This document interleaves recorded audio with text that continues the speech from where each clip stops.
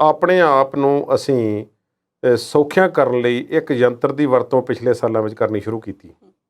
ਉਸ ਦਾ ਨਾਮ ਹੈ ਏਅਰ ਕੰਡੀਸ਼ਨਰ। ਚਾਈਨਾ, ਇੰਡੀਆ ਅਤੇ ਇੰਡੋਨੇਸ਼ੀਆ, ਇਹਨਾਂ ਵਿੱਚ ਇੰਨੀ ਜ਼ਿਆਦਾ ਖਪਤ ਹੈ ਏਅਰ ਕੰਡੀਸ਼ਨਰਾਂ ਦੀ ਕਿ ਦੁਨੀਆ ਦੇ 50% ਏਅਰ ਕੰਡੀਸ਼ਨਰ ਜਿਹੜੇ ਨੇ ਇਹਨਾਂ ਮੁਲਕਾਂ ਵਿੱਚ ਵਰਤੇ ਜਾ ਰਹੇ। ਲੋਕਾਂ ਨੂੰ ਜਾਪਦਾ ਸੀ ਕਿ ਸਰਕਾਰ ਬਦਲ ਗਈ ਹੈ, ਹੁਣ ਕੰਮ ਕੁਝ, ਹੁਣ ਖਿਚਾਈ ਹੋਵੇਗੀ, ਆਹ ਵੀ ਹੋਵੇਗਾ, ਉਹ ਵੀ ਹੋਵੇਗਾ, ਪਰ ਸਿਰਫ ਚਿਹਰੇ ਬਦਲੇ, ਹੋਇਆ ਕੁਝ ਨਾ। ਇੱਕ ਅੱਧੀ ਸ਼ੰਕਾ ਦੇ ਕੀ ਸ਼ੰਕਾਵਾਂ ਦੇ ਢੇਰ ਲੱਗੇ ਹੁੰਦੇ ਨੇ, ਜਾਂਚ ਵੀ ਕਿੱਥੋਂ ਹੋਣੀ ਹੈ।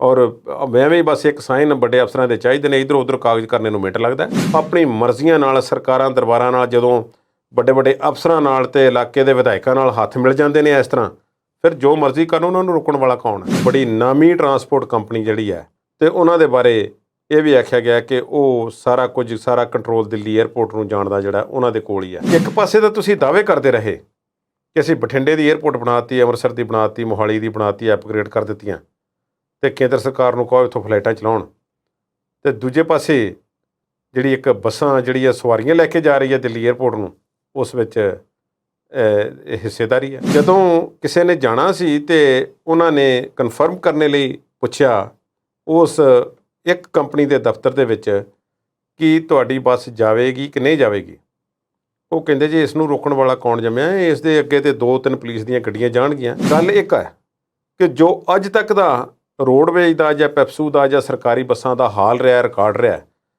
ਉਹ ਪਹਿਲਾਂ ਵੀ ਇਹ ਕੋਸ਼ਿਸ਼ ਹੋ ਚੁੱਕੀ ਹੈ ਕਿ ਇਸ ਤਰ੍ਹਾਂ ਦਿੱਲੀ ਨੂੰ ਬੱਸਾਂ ਚਲਾਈਆਂ ਜਾਣ। ਇਹ ਤੇ ਚੰਨੀ ਸਾਹਿਬ ਵੀ ਕਹਿੰਦੇ ਸੀ ਕਿ ਉਹ ਅਸੀਂ 4-5 ਮਹੀਨਿਆਂ ਦੇ ਵਿੱਚ ਇੰਨੇ ਕੰਮ ਕਰ ਦਿੱਤੇ ਜਿਹੜੇ ਇੰਨੇ ਸਾਲਾਂ 'ਚ ਨਹੀਂ ਹੋਏ। ਇਹ ਲੋਕਾਂ ਨੇ ਦੱਸਣਾ। ਰਾਜਾ ਵੜਿੰਗ ਦਾ ਜਿਹੜਾ ਬਿਆਨ ਹੈ ਨਾ, ਉਸ ਦਾ ਜਿਹੜਾ ਇੱਕ ਖਾਸ ਪੁਆਇੰਟ ਹੈ, ਕਾਂਗਰਸ ਪਾਰਟੀ ਇਸ ਮਾਮਲੇ ਦੇ ਵਿੱਚ ਜਿਹੜੀ ਹੈ ਉਹ, ਜਾਂ ਖਾਸ ਤੌਰ 'ਤੇ ਉਹਨਾਂ ਦੇ ਪ੍ਰਧਾਨ ਸਾਹਿਬ ਜਿਹੜੇ ਨੇ ਰਾਜਾ ਵੜਿੰਗ, ਉਹ ਮੈਂ ਸਮਝਦਾ ਕਿ ਵਾਰ-ਵਾਰ ਸਲਿੱਪ ਹੋ ਰਹੇ। ਜਾਂਚ ਜਿਹੜੀ ਹੈ ਮੱਠੀ ਰਫ਼ਤਾਰ ਨਾਲ ਚੱਲ ਰਹੀ ਹੈ। ਉਹ ਕਹਿੰਦਾ ਇਹ ਮੱਠੀ ਨਾਲ ਨਹੀਂ ਚੱਲਦੀ, ਬਲਕਿ ਚੱਲ ਹੀ ਨਹੀਂ ਰਹੀ। ਕਿੰਨੇ ਮਾਵਾਂ ਦੇ ਪੁੱਤਰ ਮਾਰੇ ਗਏ, ਪਰਿਵਾਰਾਂ ਦੇ ਪਰਿਵਾਰ ਉਜੜ ਗਏ, ਦੁਬਾਰਾ ਉਹਨਾਂ ਦੀ ਜ਼ਿੰਦਗੀ ਲੀ ਅਤੇ ਅੱਜ ਤੱਕ ਨਹੀਂ ਆ ਸਕੀ। ਅਤੇ ਕਾਂਗਰਸ ਪਾਰਟੀ ਇਸ ਮਾਮਲੇ ਦੇ ਵਿੱਚ ਕੀ ਸੋਚਦੀ ਹੈ ਅਤੇ ਕੀ ਵਿਚਾਰ ਰੱਖਦੀ ਹੈ। ਜਥੇਦਾਰ ਸਾਹਿਬ ਗਿਆਨੀ ਹਰਪ੍ਰੀਤ ਸਿੰਘ ਨੇ ਕਿਹਾ ਸਰਕਾਰ ਅੱਜ ਸ੍ਰੀ ਗੁਰੂ ਹਰਗੋਬਿੰਦ ਸਾਹਿਬ ਦੇ ਵਾਰਸਾਂ ਨੂੰ ਅਤੇ ਉਹਨਾਂ ਦੇ ਸਿੱਖਾਂ ਨੂੰ 30-30, 40-40 ਸਾਲ ਤੋਂ ਜੇਲ੍ਹਾਂ ਵਿੱਚ ਡੱਕ ਕੇ ਬੈਠੀ ਹੈ। ਉਹ ਵੀ ਰਾਜਨੀਤੀ ਸੀ ਜਿਸ ਦੇ ਤਹਿਤ ਗੋਲੀ ਚਲਾ ਦਿੱਤੀ ਗਈ ਸ਼ਾਂਤਮਈ ਬੈਠੇ ਹੋਏ ਪ੍ਰਦਰਸ਼ਨਕਾਰੀਆਂ 'ਤੇ, ਮੋਰਚੇ 'ਤੇ ਬੈਠੇ ਹੋਏ ਲੋਕਾਂ 'ਤੇ। ਤਾਂ ਫਿਰ ਤੁਸੀਂ ਪਹਿਲਾਂ, ਸਭ ਤੋਂ ਪਹਿਲਾਂ ਸਵਾਲ ਜਿਹੜਾ ਹੈ ਕੇਂਦਰ ਸਰਕਾਰ ਨੂੰ ਕਰਨ ਦੀ ਬਜਾਏ ਤੁਸੀਂ ਬਾਦਲ ਸਾਹਿਬ ਨੂੰ ਪੁੱਛੋ, ਜਿਹਨਾਂ ਫਸਲਾਂ ਨੂੰ ਬਿਲਕੁਲ ਨਿਗੂਣੀਆਂ ਕਰਕੇ ਸਿੱਟਿਆ ਹੋਇਆ ਸੀ ਸਾਡੀਆਂ ਸਰਕਾਰਾਂ ਨੇ, ਸਮੇਂ ਦੀਆਂ ਨੇ, ਉਹਨਾਂ ਦੀ ਸਾਨੂੰ ਅੱਜ ਸਭ ਤੋਂ ਵੱਧ ਲੋੜ ਪੈ ਰਹੀ। ਜੇ ਸਰਕਾਰ ਚਾਹੁੰਦੀ ਹੈ ਕਿ ਕਣਕ ਅਤੇ ਝੋਨੇ ਤੋਂ ਦੂਜੇ ਪਾਸੇ ਨੂੰ ਮੂੰਹ ਮੁੜਿਆ ਜਾਵੇ, ਅਤੇ ਪਰ ਭਾਈ ਦੂਸਰੀਆਂ ਫਸਲਾਂ ਖਰੀਦੋ ਤਾਂ ਸਹੀ। ਮੱਕੀ, ਬਾਜਰਾ, ਸੂਰਜਮੁਖੀ, ਮੂੰਗੀ, ਇਹ ਸਾਰੀਆਂ ਫਸਲਾਂ 'ਤੇ ਸਰਕਾਰ ਨੂੰ ਕੰਨ ਧਰਨੇ ਪੈਣਗੇ। ਕਿਸਾਨਾਂ ਨੇ ਆਪਣਾ ਹੋਣਾ ਕੁਝ ਵਿਖਾਇਆ ਕਿਸਾਨ ਅੰਦੋਲਨ ਦੇ ਜ਼ਰੀਏ। ਉਸ ਨਾਲ ਕੇਂਦਰ ਸਰਕਾਰ 'ਤੇ ਤਾਂ ਇੰਨਾ ਕੁ ਫਰਕ ਪੈ ਗਿਆ ਕਿ ਉਹਨਾਂ ਨੇ 3 ਖੇਤੀ ਕਾਨੂੰਨ ਜਿਹੜੇ ਸੀ ਵਾਪਸ ਲੈ ਲਏ।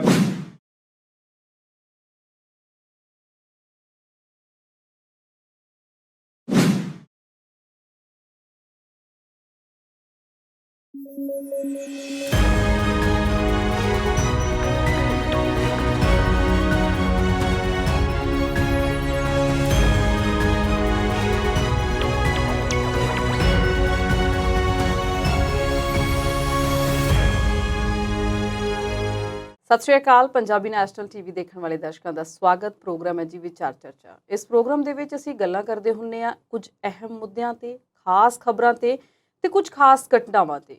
ਅੱਜ ਵੀ ਇਹਨਾਂ ਮੁੱਦਿਆਂ ਤੇ ਗੱਲਬਾਤ ਕਰਾਂਗੇ ਤੇ ਪ੍ਰੋਗਰਾਮ 'ਚ ਸਾਡਾ ਸਾਥ ਦੇਣਗੇ ਕੁਲਦੀਪ ਸਿੰਘ ਹੀਰ ਜੀ। ਸਤਿ ਸ਼੍ਰੀ ਅਕਾਲ ਕੁਲਦੀਪ ਜੀ, ਸਵਾਗਤ ਕਰਦੇ ਹਾਂ ਜੀ। ਸਤਿ ਸ਼੍ਰੀ ਅਕਾਲ ਕੁਲਦੀਪ ਜੀ।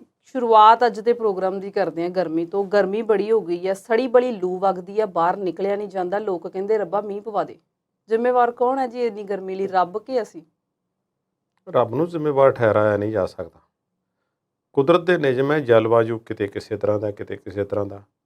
ਜਿਹੜਾ ਦੁਨੀਆ ਦੇ ਠੰਡੇ ਮੁਲਕ ਨੇ, ਉੱਥੇ ਠੰਡ ਵੀ ਅੱਤ ਦੀ ਪੈਂਦੀ ਹੈ, ਅਤੇ ਜਿਹਨੇ ਅੱਤ ਦੀ ਠੰਡ ਦੇਖੀ ਹੋਈ ਹੋਵੇ, 5 ਮਿੰਟ ਲਈ ਸਰਵਾਈਵ ਕਰਨਾ ਹੋਵੇ, ਅਤੇ ਉਹ ਕਹਿਣਗੇ ਕਿ ਅਸੀਂ ਠੰਡ ਵਿੱਚ ਆਰਾਮ ਨਾਲ ਸਰਵਾਈਵ ਕਰ ਸਕਦੇ ਹਾਂ, ਪਰ ਗਰਮੀ ਵਿੱਚ ਨਹੀਂ ਕਰ ਸਕਦੇ ਜੀ। ਇਨਸਾਨ ਵੀ ਉਸੇ ਤਰ੍ਹਾਂ ਦਾ ਹੋ ਰਹਿੰਦਾ। ਭਾਰਤ ਵਿੱਚ ਵਿਲੱਖਣ ਮੌਸਮ ਹੈ, ਖਾਸ ਤੌਰ 'ਤੇ ਉੱਤਰੀ ਭਾਰਤ ਦੇ ਵਿੱਚ, ਪੰਜਾਬ ਦੀ ਅਸੀਂ ਗੱਲ ਕਰੀਏ, ਅਤੇ ਇੱਥੇ ਠੰਡ ਵੀ ਚੰਗੀ ਹੁੰਦੀ ਹੈ ਅਤੇ ਗਰਮੀ ਵੀ ਬੜੀ ਠੋਕ ਕੇ ਪੈਂਦੀ ਹੈ। ਫਿਰ ਬਰਸਾਤਾਂ ਉਡੀਕੀਆਂ ਜਾਂਦੀਆਂ ਨੇ, ਬਰਸਾਤਾਂ ਤੋਂ ਬਾਅਦ ਫਿਰ ਮੌਸਮ ਹੌਲੀ ਹੌਲੀ ਬਦਲਣਾ ਸ਼ੁਰੂ ਹੁੰਦਾ। ਅਜੇ 5-6 ਦਿਨ ਜਿਹੜੇ ਨੇ ਸਭ ਤੋਂ ਵੱਡਾ ਦਿਨ ਦੇ ਵਿੱਚ ਆਉਣ ਦੇ ਵਿੱਚ ਬਾਕੀ ਨੇ, ਉਦੋਂ ਤੱਕ ਗਰਮੀ ਜਿਹੜੀ ਹੈ ਇਸੇ ਤਰ੍ਹਾਂ ਉੱਪਰ ਵੱਲ ਨੂੰ ਜਾ ਸਕਦੀ ਹੈ। ਉਸ ਤੋਂ ਬਾਅਦ ਵੀ ਹੋ ਸਕਦੀ ਹੈ, ਪਰ ਫਿਰ ਵੀ ਮੋੜਾ ਪੈਣਾ ਸ਼ੁਰੂ ਹੋ ਜਾਂਦਾ, ਦਿਨ ਛੋਟੇ ਹੋਣੇ ਸ਼ੁਰੂ ਹੋ ਜਾਂਦੇ ਨੇ। ਹੁਣ ਗੱਲ ਕਰਦੇ ਹਾਂ ਗਰਮੀ ਦੀ, ਸਾਡਾ ਇਸ ਵਿੱਚ ਕੀ ਯੋਗਦਾਨ ਹੈ ਅਤੇ ਅਸੀਂ ਇਹ ਕਿੱਥੇ ਜਾ ਕੇ ਰੁਕੇਗੀ ਜਾਂ ਕੀ ਇਸ ਦੇ ਸਿਨੈਰੀਓ ਬਣ ਰਿਹਾ। ਅਸਲ ਵਿੱਚ ਆਪਣੇ ਆਪ ਨੂੰ ਅਸੀਂ ਸੌਖਿਆਂ ਕਰਨ ਲਈ ਇੱਕ ਯੰਤਰ ਦੀ ਵਰਤੋਂ ਪਿਛਲੇ ਸਾਲਾਂ ਵਿੱਚ ਕਰਨੀ ਸ਼ੁਰੂ ਕੀਤੀ। ਉਸ ਦਾ ਨਾਮ ਹੈ ਏਅਰ ਕੰਡੀਸ਼ਨਰ, AC ਆਖ ਦਿੰਦੇ ਸ਼ਾਰਟ ਫਾਰਮ ਦੇ ਵਿੱਚ। ਬੜੀ ਪੁਰਾਣੀ ਚੀਜ਼ ਆ ਵੈਸੇ ਤਾਂ, ਵਿਕਸਿਤ ਹੋ ਕੇ ਇਹ ਹੌਲੀ ਹੌਲੀ ਜਿਹੜੀ ਹੈ ਇਸ ਵਿੱਚ ਥੋੜ੍ਹੀ ਬਦਲਾਵ ਆ ਗਏ ਨੇ, ਕੁਝ ਬੈਟਰ ਹੋਏ ਨੇ, ਅੱਗੇ ਨਾਲੋਂ ਖਪਤ ਘਟ ਗਈ ਹੈ, ਠੰਡ ਜਿਹੜੀ ਆ ਉਹ ਸੌਖੀ ਹੋ ਜਾਂਦੀ ਹੈ ਇਹਨਾਂ ਨਾਲ, ਅੱਗੇ ਜਿੰਨੀ ਬਿਜਲੀ ਨਹੀਂ ਫੂਕਦੇ, ਤਕਨੀਕ ਵਿਕਸਿਤ ਹੋ ਰਹੀ ਹੈ। ਪਰ ਇਹਨਾਂ ਦੀ ਗਿਣਤੀ ਕਿਸ ਹਿਸਾਬ ਨਾਲ ਵਧੀ ਹੈ ਉਸ ਦੇ ਬਾਰੇ ਮੈਂ ਕੁਝ ਅੰਕੜੇ ਜਿਹੜੇ ਨੇ ਉਹ ਇਕੱਤਰ ਕੀਤੇ ਹੋਏ ਨੇ, ਮੈਂ ਤੁਹਾਡੇ ਨਾਲ ਸਾਂਝੇ ਕਰਨੇ ਨੇ। 2001 ਤੋਂ ਬਾਅਦ ਕਹਿੰਦੇ ਜਿੰਨੇ ਸਾਲ ਆਏ ਨੇ 2022 ਤੱਕ, ਇਹਨਾਂ ਵਿੱਚੋਂ 16 ਸਾਲ ਸਿਰੇ ਦੇ ਗਰਮ ਰਹੇ ਨੇ, ਜੋ ਇਤਿਹਾਸ ਵਿੱਚ ਕਦੇ ਵੀ ਨਹੀਂ ਰਹੇ। ਓਵਰਆਲ ਐਵਰੇਜ, ਇਹ ਨਹੀਂ ਕਿ ਇੱਕ ਦਿਨ ਦਾ ਤਾਪਮਾਨ ਬਹੁਤ ਉੱਪਰ ਚਲਾ ਗਿਆ, ਓਵਰਆਲ ਔਸਤ ਜਿਹੜੀ ਹੈ ਉਹ ਬਹੁਤ ਗਰਮ ਦਿਨਾਂ ਦੀ ਹੈ ਅਤੇ ਗਰਮ ਸਾਲ ਪੂਰੇ ਦੇ ਪੂਰੇ ਲੰਘ ਗਏ ਨੇ। 2050 ਤੱਕ ਏਅਰ ਕੰਡੀਸ਼ਨਰਾਂ ਕਰਕੇ ਬਿਜਲੀ ਦੀ ਖਪਤ ਅੱਜ ਨਾਲੋਂ 3 ਗੁਣਾ ਪੂਰੇ ਵਿਸ਼ਵ ਦੇ ਵਿੱਚ ਹੋ ਜਾਵੇਗੀ। ਇਕੱਲਾ ਭਾਰਤ ਨਹੀਂ ਇਸ ਗਰਮੀ ਨਾਲ ਜੂਝ ਰਿਹਾ, ਗਲੋਬਲ ਵਾਰਮਿੰਗ ਜਿਹੜੀ ਹੈ ਇਸੇ ਨੂੰ ਆਖਿਆ ਜਾ ਰਿਹਾ। ਕਿਤੇ ਬਾਰਿਸ਼ਾਂ ਵੀ ਜ਼ਿਆਦਾ ਹੋਣਗੀਆਂ, ਮੌਸਮ ਬਦਲ ਰਹੇ ਨੇ, ਗਲੇਸ਼ੀਅਰ ਖੁਰ ਰਹੇ ਨੇ, ਸਭ ਕੁਝ ਹੋ ਰਿਹਾ, ਜਲਵਾਯੂ ਪਰਿਵਰਤਨ ਜਿਹੜਾ ਉਹ ਹੋ ਰਿਹਾ। ਪਰ 2050 ਤੱਕ ਇੱਕ ਹੋਰ ਸਨਸਨੀਖੇਜ਼ ਖੁਲਾਸਾ ਹੈ ਕਿ ਜਿੰਨੀ ਬਿਜਲੀ ਇਸ ਵੇਲੇ USA, ਪੂਰਾ ਯੂਰਪ ਅਤੇ ਜਾਪਾਨ ਉਹ ਬਿਜਲੀ ਜਿਹੜੀ ਹੈ ਵਰਤ ਰਹੇ ਨੇ, ਇੰਨੀ ਬਿਜਲੀ ਇਸੇ ਸਾਰੀ ਖਪਤ ਦੇ ਬਰਾਬਰ ਇਕੱਲੇ ਏਅਰ ਕੰਡੀਸ਼ਨਰ 2050 ਤੱਕ ਵਰਤਣਗੇ। ਤੁਸੀਂ ਅੰਦਾਜ਼ਾ ਲਾ ਸਕਦੇ ਹੋ, ਇੱਕ ਕਮਰਾ ਠੰਡਾ ਕਰਨ ਲਈ ਜਿੰਨੀ ਬਿਜਲੀ ਦੀ ਲੋੜ ਪੈਂਦੀ ਹੈ AC ਚਲਾਉਣ ਵਾਸਤੇ, ਉਹ ਪੱਖੇ, ਲਾਈਟਾਂ, ਹੋਰ ਸਾਰੀਆਂ ਚੀਜ਼ਾਂ ਨੂੰ ਰਲਾ ਮਿਲਾ ਕੇ ਉਸ ਨਾਲੋਂ ਕਈ ਗੁਣਾ ਵੱਧ ਹੈ। ਅਸੀਂ ਵੀ ਇਸ ਵੇਲੇ ਏਅਰ ਕੰਡੀਸ਼ਨ ਦੇ ਵਿੱਚ ਬੈਠ ਕੇ ਗੱਲਾਂ ਕਰ ਰਹੇ ਹਾਂ ਅਤੇ ਸਟੂਡੀਓ ਵਿੱਚ ਰਿਕਾਰਡਿੰਗ ਹੋ ਰਹੀ ਹੈ। ਪਰ ਦੱਸਣਾ ਤਾਂ ਬਣਦਾ ਨੇ ਕਿ ਇਸ ਦਾ ਫਿਰ ਇਲਾਜ ਕੀ ਹੈ। ਅਸਲ ਵਿੱਚ ਏਅਰ ਕੰਡੀਸ਼ਨਰ ਜਿਹੜੇ ਨੇ ਉਹ ਗਰਮੀ ਵਧਾ ਰਹੇ ਨੇ। ਉਹ ਕਿਵੇਂ ਵਧਾ ਰਹੇ ਨੇ? ਏਅਰ ਕੰਡੀਸ਼ਨਰ ਨੂੰ ਬਹੁਤ ਵੱਡੀ ਮਾਤਰਾ ਦੇ ਵਿੱਚ ਬਿਜਲੀ ਦੀ ਲੋੜ ਹੈ। ਉਸ ਬਿਜਲੀ ਦੀ ਪੂਰਤੀ ਵਾਸਤੇ ਜਿਹੜੇ ਰਿਸੋਰਸਿਸ ਤੇ ਸੋਮੇ ਖਰਚ ਹੋ ਰਹੇ ਨੇ, ਵਰਤ ਹੋ ਰਹੇ ਨੇ, ਉਹ ਬਿਜਲੀ ਦੀ ਖਪਤ ਵਧਾਉਣ ਵਿੱਚ ਮਦਦ ਕਰ ਰਹੇ ਨੇ। ਅਤੇ ਬਿਜਲੀ ਪੈਦਾ ਕਰਨ ਲਈ ਫਿਰ ਸਾਨੂੰ ਜਿਹੜਾ ਹੈ ਉਹ ਜਿਹੜੀ ਚੀਜ਼ਾਂ ਵਰਤਣੀਆਂ ਪੈਂਦੀਆਂ ਨੇ, ਉਸ ਨਾਲ ਗਲੋਬਲ ਵਾਰਮਿੰਗ ਹੋ ਜਾਂਦੀ ਹੈ। ਕੋਲੇ ਦੇ ਪਾਵਰ ਪਲਾਂਟ ਨੇ, ਹੋਰ ਵੀ ਜਿਸ ਕਿਸਮ ਦੇ ਪਾਵਰ ਪਲਾਂਟ ਨੇ, ਭਾਵੇਂ ਬਹੁਤ ਸਾਰੀਆਂ ਤਕਨੀਕਾਂ ਦੁਨੀਆ ਵਿੱਚ, ਵਿੰਡ ਐਨਰਜੀ ਹੈ, ਸੋਲਰ ਐਨਰਜੀ ਹੈ, ਨਿਊਕਲੀਅਰ ਹੈ, ਸਾਰੀਆਂ ਚੀਜ਼ਾਂ ਨੇ, ਹਾਈਡਲ ਵੀ ਲੱਗੇ ਹੋਏ ਨੇ ਪ੍ਰੋਜੈਕਟ। ਪਰ ਸਭ ਤੋਂ ਵੱਧ ਇਸ ਵੇਲੇ ਕੋਲ ਦੇ ਨਾਲ ਜਿਹੜੀ ਬਿਜਲੀ ਬਣਾਈ ਜਾ ਰਹੀ ਅਤੇ ਉਹ ਸਰਾਸਰ ਹੀਟ ਜਿਹੜੀ ਹੈ ਉਹ ਪੈਦਾ ਹੁੰਦੀ ਹੈ, ਕਿਉਂਕਿ ਬਿਜਲੀ ਦੀ ਖਪਤ ਬਹੁਤ ਹੈ। ਹੁਣ ਹੀਟ ਜਿਹੜੀ ਹੈ ਇਸ ਦੇ ਪ੍ਰਤੀ ਇਹ ਜਿਹੜੀ ਬਿਜਲੀ ਹੈ ਇਸ ਦੀ ਖਪਤ ਤੇ ਵਧਣੀ ਹੈ, ਇਸ ਦਾ ਅੰਦਾਜ਼ਾ ਕਿਸੇ ਨੇ ਵੀ ਨਹੀਂ ਸੀ ਲਾਇਆ। ਦੁਨੀਆ ਦੇ ਵਿਕਸਿਤ ਤੋਂ ਵਿਕਸਿਤ ਮੁਲਕ ਵੀ ਇਸ ਸਮੱਸਿਆ ਨਾਲ ਜੂਝ ਰਹੇ ਨੇ। ਭਾਰਤ, ਪਾਕਿਸਤਾਨ, ਚੀਨ ਵਰਗੇ ਮੁਲਕਾਂ ਦਾ ਆਲਮ ਇਹ ਹੈ ਕਿ ਜੋ ਅੱਜ ਤੋਂ 10-15 ਸਾਲ ਪਹਿਲਾਂ ਸਰਕਾਰਾਂ ਨੇ ਨਿਸ਼ਾਨੇ ਰੱਖੇ ਸਨ ਕਿ ਇੰਨੀ ਬਿਜਲੀ ਦੀ ਖਪਤ ਹੋਊਗੀ, ਉਸ ਤੋਂ ਕਈ ਗੁਣਾ ਜ਼ਿਆਦਾ ਟੱਪ ਗਈ ਹੈ ਅਤੇ ਹਾਲਾਤ ਵੱਧ ਤੋਂ ਬੱਤਰ ਜਿਹੜੇ ਨੇ ਉਹ ਹੁੰਦੇ ਜਾ ਰਹੇ ਨੇ ਖਪਤ ਨੂੰ ਲੈ ਕੇ। ਹੁਣ ਕੁਝ ਯੂਨੀਵਰਸਿਟੀਆਂ ਇਸ 'ਤੇ ਕੰਮ ਕਰ ਰਹੀਆਂ ਨੇ, ਸੋਲਰ ਐਨਰਜੀ 'ਤੇ ਕੰਮ ਹੋ ਰਿਹਾ। ਇੱਕ ਨੈਨੋ ਫੋਟੋਨਿਕਸ ਇੱਕ ਨਵੀਂ ਤਕਨੀਕ ਦੱਸੀ ਜਾ ਰਹੀ ਹੈ, ਜਿਸ ਦੇ ਤਹਿਤ ਬਿਜਲੀ ਵਰਤੇ ਬਿਨਾਂ ਕੁਝ ਕਮਰਿਆਂ ਨੂੰ, ਘਰਾਂ ਨੂੰ ਜਾਂ ਦਫ਼ਤਰਾਂ ਨੂੰ ਠੰਡੇ ਕਰਨ ਦੀ ਤਕਨੀਕ ਦੀ ਗੱਲ ਆ ਰਹੀ ਹੈ। ਕੁਛ ਇਹੋ ਜਿਹੀ ਤਕਨੀਕ ਹੈ ਜੋ ਸੂਰਜ ਦੀਆਂ ਕਿਰਨਾਂ ਦੀ ਹੀਟ ਨੂੰ ਪਰੇ ਖਿੱਚੇਗੀ, ਸਿੱਟੇਗੀ ਅਤੇ ਉਸ ਦੇ ਥੱਲੇ ਫਿਰ ਪਾਣੀ ਦੇ ਜ਼ਰੀਏ ਜਿਹੜਾ ਹੈ ਘਰਾਂ ਨੂੰ ਜਾਂ ਦਫ਼ਤਰਾਂ ਨੂੰ ਠੰਡਾ ਕਰਨ ਦੀ ਕੋਸ਼ਿਸ਼ ਕੀਤੀ ਜਾਣ ਦੀ ਤਕਨੀਕ ਚੱਲ ਰਹੀ ਹੈ। ਸਕਾਈ ਕੂਲ ਸਿਸਟਮ ਇਸ ਨੂੰ ਆਖਿਆ ਜਾ ਰਿਹਾ। ਸੈਮਸੰਗ ਵਾਲਿਆਂ ਨੇ ਇੱਕ ਵਿੰਡ ਫਰੀ ਟੈਕਨੀਕ ਜਿਹੜੀ ਹੈ ਉਹ ਉਸ ਦੀ ਗੱਲ ਕੀਤੀ ਹੈ। ਉਹਨਾਂ ਨੇ ਕਿਹਾ ਕਿ ਇਸ ਤਰ੍ਹਾਂ ਨੂੰ ਕਮਰੇ ਨੂੰ ਜਾਂ ਕਿਸੇ ਵੀ ਏਅਰ ਕੰਡੀਸ਼ਨਰ ਚਲਾਉਣ ਵਾਸਤੇ ਏਅਰ ਕੰਡੀਸ਼ਨਰ ਖਾਸ ਕਿਸਮ ਦੇ, ਅਤੇ ਨਾਲ ਅਸੀਂ ਕੁਝ ਇਹੋ ਜਿਹੀ ਤਕਨੀਕ ਵਿਕਸਿਤ ਕਰ ਰਹੇ ਜਿਸ ਨਾਲ ਬਹੁਤ ਘੱਟ ਬਿਜਲੀ ਵਰਤੇ ਜਾਣ ਦੀ ਸੰਭਾਵਨਾ ਹੈ। ਇਨਵਰਟਰ AC ਵਗੈਰਾ ਹੁਣ ਆ ਗਏ ਨੇ, ਉਹ ਵੀ ਘੱਟ ਬਿਜਲੀ ਵਰਤਦੇ ਨੇ। ਹੁਣ ਚਾਈਨਾ, ਇੰਡੀਆ ਅਤੇ ਇੰਡੋਨੇਸ਼ੀਆ, ਇਹਨਾਂ ਵਿੱਚ ਇੰਨੀ ਜ਼ਿਆਦਾ ਖਪਤ ਹੈ ਏਅਰ ਕੰਡੀਸ਼ਨਰਾਂ ਦੀ ਕਿ ਦੁਨੀਆ ਦੇ 50% ਏਅਰ ਕੰਡੀਸ਼ਨਰ ਜਿਹੜੇ ਨੇ ਇਹਨਾਂ ਮੁਲਕਾਂ ਵਿੱਚ ਵਰਤੇ ਜਾ ਰਹੇ ਨੇ। ਔਰ ਅਗਲੇ 50 ਸਾਲਾਂ ਵਿੱਚ ਇਸ ਦੀ ਖਪਤ ਜਿਹੜੀ ਹੈ ਏਅਰ ਕੰਡੀਸ਼ਨ ਖਰੀਦਣ ਦੀ, ਮਾਰਕੀਟ ਦੀ ਅਤੇ ਨਾਲ ਬਿਜਲੀ ਦੀ, ਉਹ ਇੰਨੀ ਜ਼ਿਆਦਾ ਵੱਡੀ ਹੋ ਜਾਵੇਗੀ ਕਿ ਸਾਡੇ ਕੋਲ ਉਸ ਨੂੰ ਸੰਭਾਲਣਾ ਮੁਸ਼ਕਿਲ ਹੋਵੇਗਾ। ਸੋ ਮੁੱਖ ਦੀ ਗੱਲ ਇਹ ਹੈ ਕਿ ਇਸ ਗਰਮੀ ਤੋਂ ਛੁਟਕਾਰਾ ਪਾਉਣ ਲਈ ਜਿਵੇਂ ਅਰਬ ਕੰਟਰੀਆਂ ਨੇ ਕੁਝ ਹੀਲੇ ਉਪਰਾਲੇ ਕੀਤੇ ਨੇ, ਭਾਵੇਂ ਕਿ ਉਹ ਵੀ ਇਹ ਕੰਡੀਸ਼ਨਿੰਗ ਵਗੈਰਾ ਦੀ ਵਰਤੋਂ ਬਹੁਤ ਕਰ ਰਹੇ ਨੇ, ਪਰ ਜੋ ਤਕਨੀਕ ਦੁਨੀਆ ਦੇ ਵਿੱਚ ਵਰਤੀ ਜਾ ਰਹੀ ਹੈ ਉਸ ਨੂੰ ਥੋੜ੍ਹਾ ਜਿਹਾ ਉਸ ਵਿੱਚ ਕੋਈ ਯੋਗਦਾਨ ਪਾਉਣ ਦੀ ਲੋੜ ਹੈ। ਭਾਰਤ ਵਰਗੇ ਮੁਲਕ ਨੂੰ, ਵਿਕਸਿਤ ਮੁਲਕ ਜਿਹੜੇ ਨੇ ਉਹ ਆਪਣੇ ਹਿਸਾਬ ਨਾਲ ਕੁਝ ਕੰਮ ਕਰ ਲੈਣਗੇ, ਪਰ ਸਾਨੂੰ ਆਪਣੇ ਹਿਸਾਬ ਨਾਲ ਅੱਗੇ ਚੱਲਣ ਦੀ ਲੋੜ ਹੈ। ਇਹ ਬਿਜਲੀ ਦਾ ਰੌਲਾ ਗੋਲਾ ਮੁੱਕਣਾ ਨਹੀਂ। ਏਅਰ ਕੰਡੀਸ਼ਨਰ ਇੰਨੀ ਜ਼ਿਆਦਾ ਬਿਜਲੀ ਦੀ ਖਪਤ ਕਰਦਾ ਹੈ ਜਿਹੜੀ ਕਿ ਕੋਈ ਹੋਰ ਵੀ ਯੰਤਰ ਇਸ ਦੇ ਬਰਾਬਰ ਨਹੀਂ ਆਉਂਦਾ, ਅਤੇ ਇਹ ਗਰਮੀ ਹੋਰ ਵਧਾ ਦਿੰਦਾ ਉਦੋਂ ਜਦੋਂ ਇਸ ਨੂੰ ਬਿਜਲੀ ਨੂੰ ਪੈਦਾ ਕਰਨ ਲਈ ਜਿਹੜੇ ਰਿਸੋਰਸਿਸ ਨੇ ਉਹ ਵਰਤ ਲਏ ਜਾਂਦੇ ਨੇ। ਇਹ ਤੇ ਹੋ ਗਈ ਇਨਵਾਇਰਮੈਂਟਲ ਗਰਮੀ ਦੀ, ਪਰ ਸਿਆਸਤ ਵਿੱਚ ਵੀ ਬੜੀ ਗਰਮੀ ਹੈ। ਪੰਜਾਬ ਦੀ ਸਿਆਸਤ ਤੇ ਆਉਂਦੇ ਆ, ਕੁਲਦੀਪ ਸਿੰਘ ਧਾਲੀਵਾਲ ਦੀ ਗੱਲ ਕਰਦੇ ਆ। ਪੰਚਾਇਤ ਮੰਤਰੀ ਨੇ ਬਹੁਤ ਸਪੀਡ ਦੇ ਨਾਲ ਪੰਚਾਇਤੀ ਜ਼ਮੀਨਾਂ ਤੋਂ ਕਬਜ਼ੇ ਛਡਵਾ ਲਏ ਖੱਬੀ ਖਾਣਾ ਕੋਲੋਂ, ਤੇ ਕਹਿੰਦੇ ਕਹਾਉਂਦਿਆਂ ਨੂੰ ਡਰ ਪੈ ਗਿਆ ਵੀ ਮੰਤਰੀ ਹੁਣ ਕਿਤੇ ਸਾਡੇ ਵੱਲ ਮੂੰਹ ਨਾ ਕਰ ਲਏ। ਖਬਰ ਕੀ ਹੈ ਵੈਸੇ ਕੁਲਦੀਪ ਜੀ, ਹੁਣ ਮੰਤਰੀ ਦਾ ਮੂੰਹ ਕਿੱਧਰ ਨੂੰ ਆ, ਕਿੱਧਰ ਵੱਲ ਧਿਆਨ ਪੈ ਗਿਆ ਉਹਨਾਂ ਦਾ? ਅਸਲ ਵਿੱਚ ਨਾ ਇੱਕ ਜਿਵੇਂ ਕਹਿੰਦੇ ਹੁੰਦੇ ਨੇ, ਮੈਂ ਕਹਾਵਤ ਉਹ ਵਰਤਣੀ ਨਹੀਂ ਚਾਹੁੰਦਾ ਪੰਜਾਬੀ ਦੀ, ਪਰ ਹੋਇਆ ਸਾਡੇ ਨਾਲ ਇਸ ਤਰ੍ਹਾਂ ਹੀ ਹੈ। ਉਹ ਜਿਵੇਂ ਕਹਿੰਦੇ ਨੇ ਕਿ ਅੰਨੀ ਪੀਵੇ ਅਤੇ ਅਗਾਂਹ ਮੈਂ ਨਹੀਂ ਬੋਲਦਾ, ਚਲੋ ਰਹਿਣ ਦਿੰਦੇ ਹਾਂ, ਪਰ ਇਸੇ ਤਰ੍ਹਾਂ ਹੀ ਹੋਇਆ। 33 ਸਾਲ ਦੀ ਲੀਜ਼ ਵਾਲਾ ਇੱਕ ਫੰਡਾ ਜਿਹੜਾ ਹੈ ਉਸ ਦੀ ਜਾਂਚ ਹੁਣ ਚੱਲ ਰਹੀ ਹੈ ਕਿ 33 ਸਾਲ ਵਾਸਤੇ ਜਿਹੜੀ ਲੀਜ਼ 'ਤੇ ਜ਼ਮੀਨਾਂ ਪੰਚਾਇਤਾਂ ਦੀਆਂ ਦਿੱਤੀਆਂ ਹੋਈਆਂ ਨੇ ਉਹ ਕਿਸ ਆਧਾਰ 'ਤੇ ਦਿੱਤੀਆਂ ਗਈਆਂ ਨੇ। ਉਸ ਪ੍ਰਤੀ ਕੁਝ ਅੰਕੜੇ ਨਿਕਲ ਕੇ ਸਾਹਮਣੇ ਆ ਰਹੇ ਨੇ। 40 ਪੰਚਾਇਤਾਂ ਦੇ 33 ਸਾਲ ਵਾਲੇ ਕਰਾਰ ਜਿਹੜੇ ਨੇ ਉਹ ਰੱਦ ਕਰ ਦਿੱਤੇ ਗਏ ਨੇ, ਕਿਉਂਕਿ ਜਿਸ ਪਰਪਜ਼ ਲਈ, ਜਿਸ ਮੰਤਵ ਲਈ ਜ਼ਮੀਨ ਲਈ ਗਈ ਸੀ ਸਰਕਾਰ ਤੋਂ, ਉਸ ਮੰਤਵ ਲਈ ਨਹੀਂ ਵਰਤੀ ਜਾ ਰਹੀ। ਉੱਥੇ ਕੁਝ ਹੋਰ ਦਾ ਹੋਰ ਬਣਾ ਦਿੱਤਾ ਗਿਆ ਅਤੇ ਜਾਂ ਉਸ ਨੂੰ ਅੱਗੇ ਸਬ ਲੀਜ਼ ਕਰਕੇ ਉਸ ਤੋਂ ਆਮਦਨ ਖਾਧੀ ਜਾ ਰਹੀ ਹੈ, ਅਤੇ ਪੰਚਾਇਤਾਂ ਦੇ ਪੱਲੇ ਕੁਝ ਵੀ ਨਹੀਂ ਹੈ। 2009 ਤੋਂ ਲੈ ਕੇ 2022 ਤੱਕ ਦੇ ਅੰਕੜੇ ਨੇ, 250 ਦੇ ਕਰੀਬ ਪੰਚਾਇਤਾਂ ਦੀ ਪੰਜਾਬ ਦੇ ਵਿੱਚ 1678 ਕਿੱਲੇ ਜ਼ਮੀਨ, ਏਕੜ ਜ਼ਮੀਨ ਜਿਹੜੀ ਹੈ ਉਹ 33 ਸਾਲਾਂ ਲੀਜ਼ 'ਤੇ ਦੇ ਦਿੱਤੀ ਗਈ। ਪਹਿਲਾਂ ਇਸ ਦੀਆਂ ਸ਼ਰਤਾਂ ਸਖਤ ਸਨ, ਫਿਰ ਸਮੇਂ ਦੀਆਂ ਸਰਕਾਰਾਂ ਨੇ ਸ਼ਰਤਾਂ ਵਿੱਚ ਨਰਮਾਈ ਲਿਆਂਦੀ ਕਿ ਤੁਸੀਂ ਇੱਥੇ ਆਹ ਵੀ ਕੰਮ ਕਰ ਸਕਦੇ ਹੋ, ਆਹ ਵੀ ਕਰ ਸਕਦੇ ਹੋ, ਉਸ ਨੂੰ ਬਦਲ ਕੇ ਕੁਝ ਹੋਰ NOC ਵਗੈਰਾ ਲੈ ਲਓ ਅਤੇ ਤੁਸੀਂ ਆਹ ਕੁਝ ਵੀ ਖੋਲ੍ਹ ਸਕਦੇ ਹੋ।